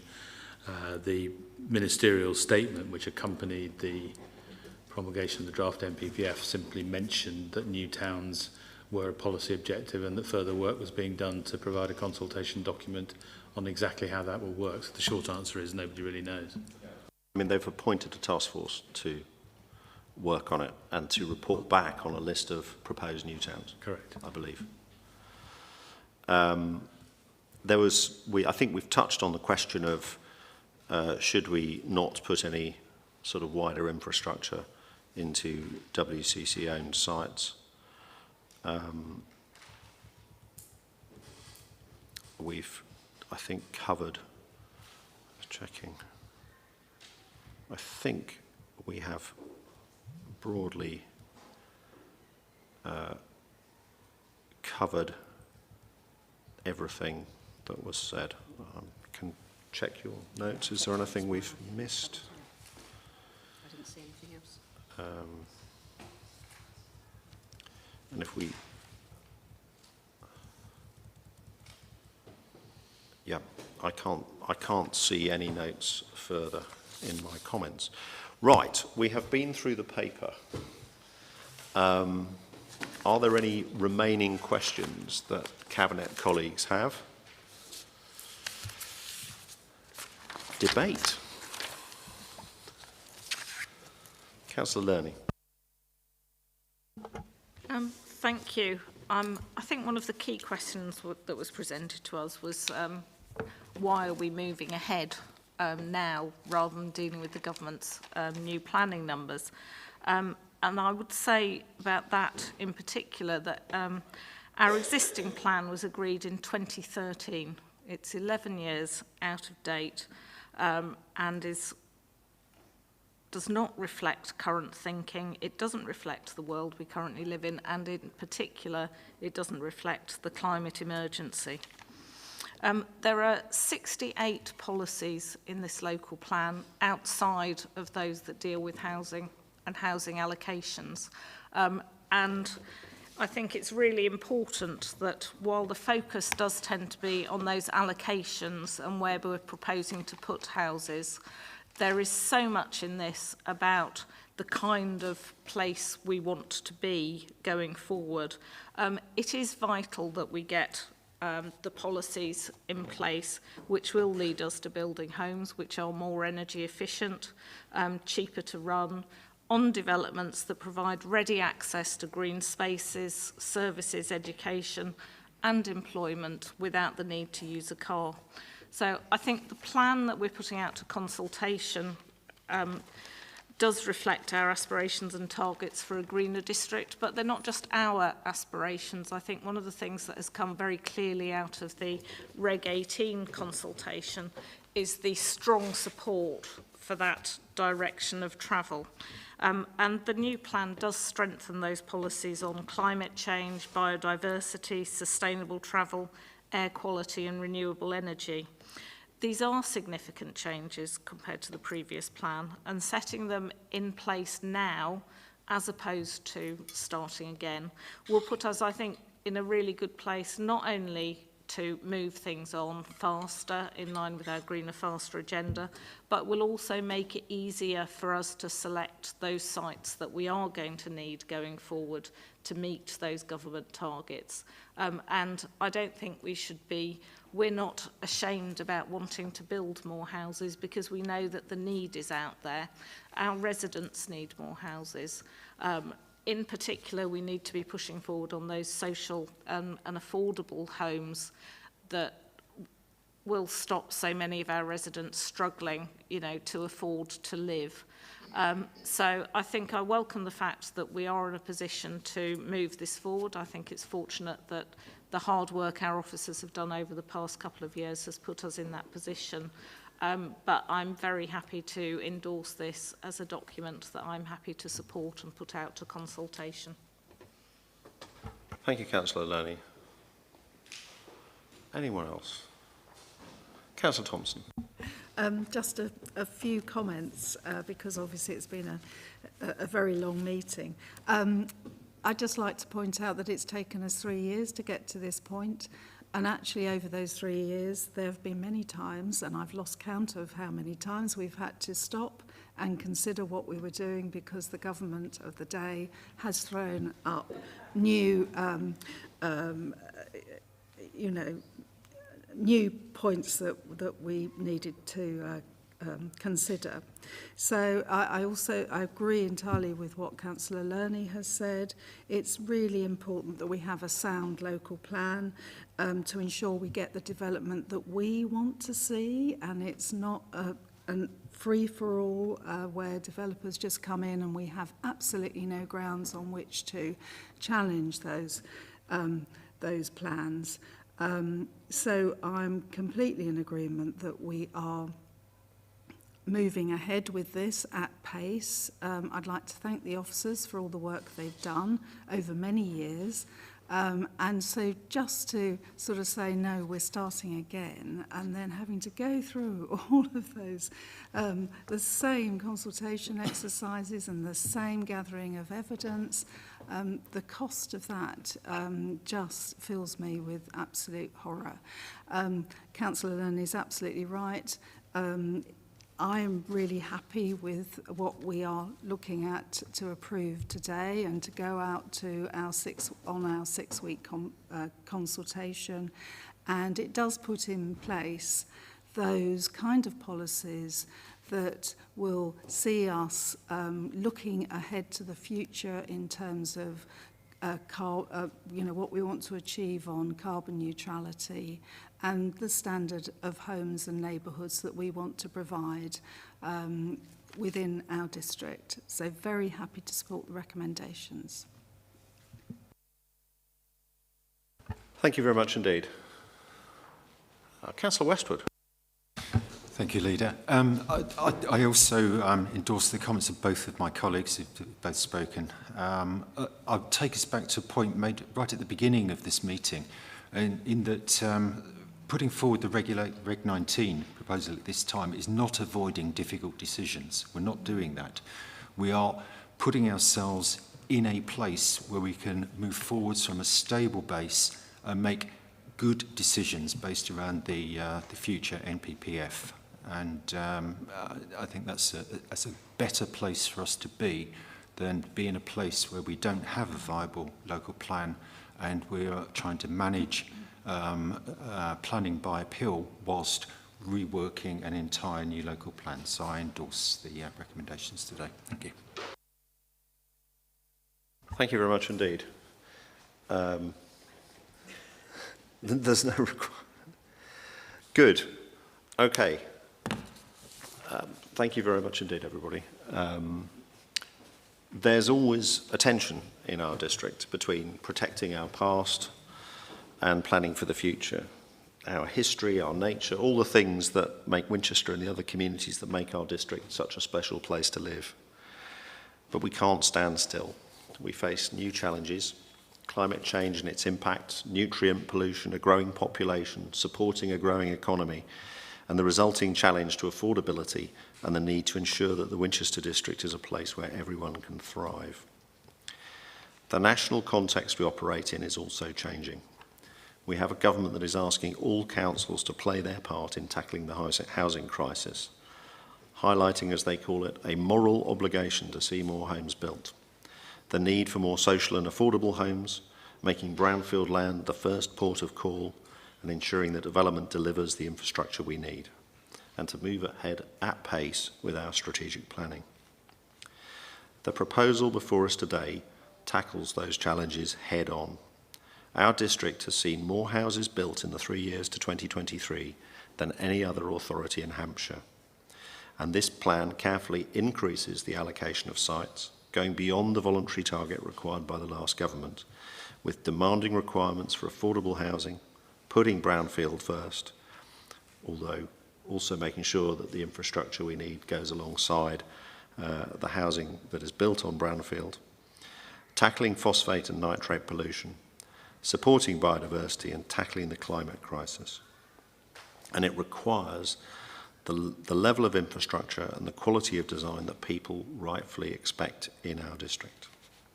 We're asked to measure it against 4 tests.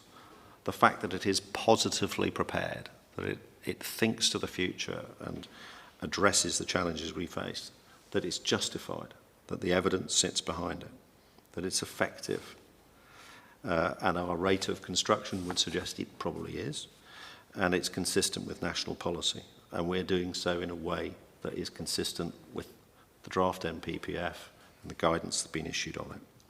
And most importantly, the process that we're setting forward means that we build in all those policies we've talked about today. We set that as a baseline for the future. We don't lose control of the planning process, and we don't face the horrors of planning by appeal. It's been a huge journey to get to this point. And I'd like to thank the many people who've responded to the consultations that shaped this plan and the people who have come forward to make representations at this and our previous meetings. I'd also like to thank the councillors who have spent many hours reviewing and scrutinising this work, including my colleagues today. I'd particularly like to thank, after a 3-year slog or longer, the officer team, so ably led by Adrian Fox, supported by Julie Pinnock and Dawn Adey, who have delivered the astonishing amount of work that we've seen in front of us today to the highest possible standards. We have a plan to be proud of that lays out a strong, sustainable future for our district. We will consult on it, we will listen to and respond to the points that were made. But I think we have an excellent basis for going forward, and it's absolutely the right thing to do for Winchester and for our district, and I would like us to support it today. Turning to the recommendations, we have 5 recommendations that we are asked to agree as a cabinet. The first is that essentially, and we are recommending that council approve the following steps. So we're putting forward what comes out of today to council for approval. The first is that the Appendix 1, the Reg 19 local plan and the accompanying integrated impact assessment and the habitats regulation assessment are approved for publication for a period of 6 weeks, anticipated to start on the 29th of August 2024. The second is that following publication, the proposed submission local plan and the supporting documents be submitted to the Secretary of State for examination, together with the representations we received during the Reg 19 process and a summary.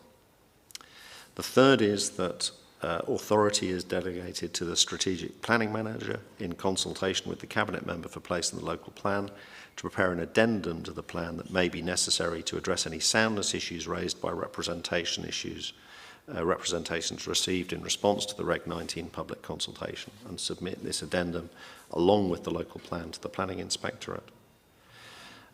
We're also asked to recommend that authority be delegated again to the Planning Manager in consultation with the relevant Cabinet Member to agree any main modifications, and the paper talked about what they are, and undertake a 6-week public consultation on any main modifications that arise out of the local plan examination process, and for this information to be forwarded to the Planning Inspectorate.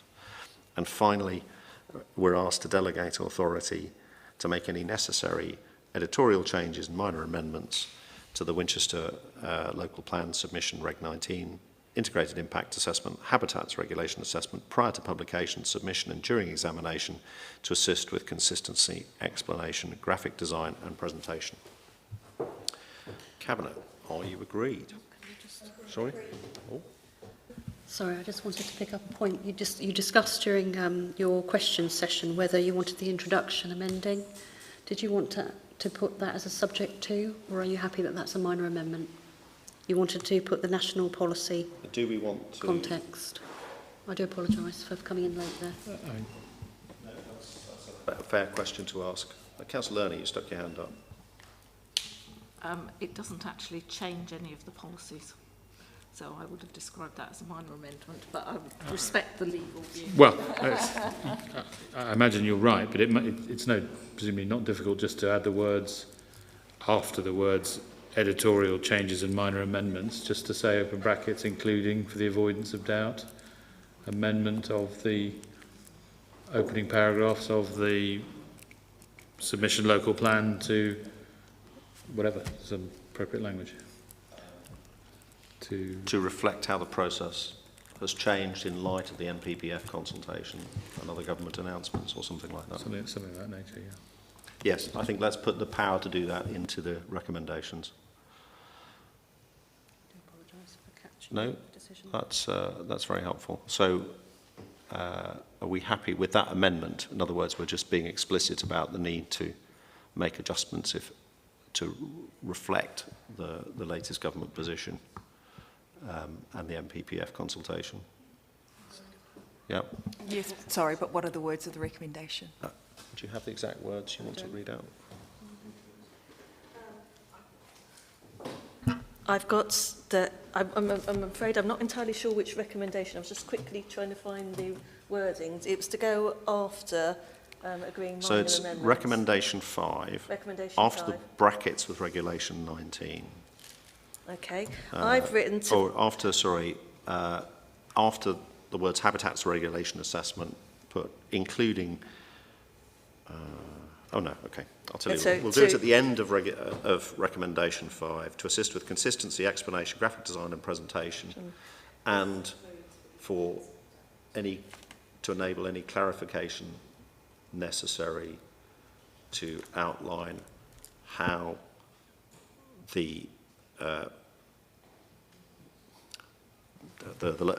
how the proposals are consistent with the government's new planning policy and NPPF consultation. Or the latest version. Or the latest. Because we don't know what Yeah. Need a seconder for the amendment. Do I have a seconder for that?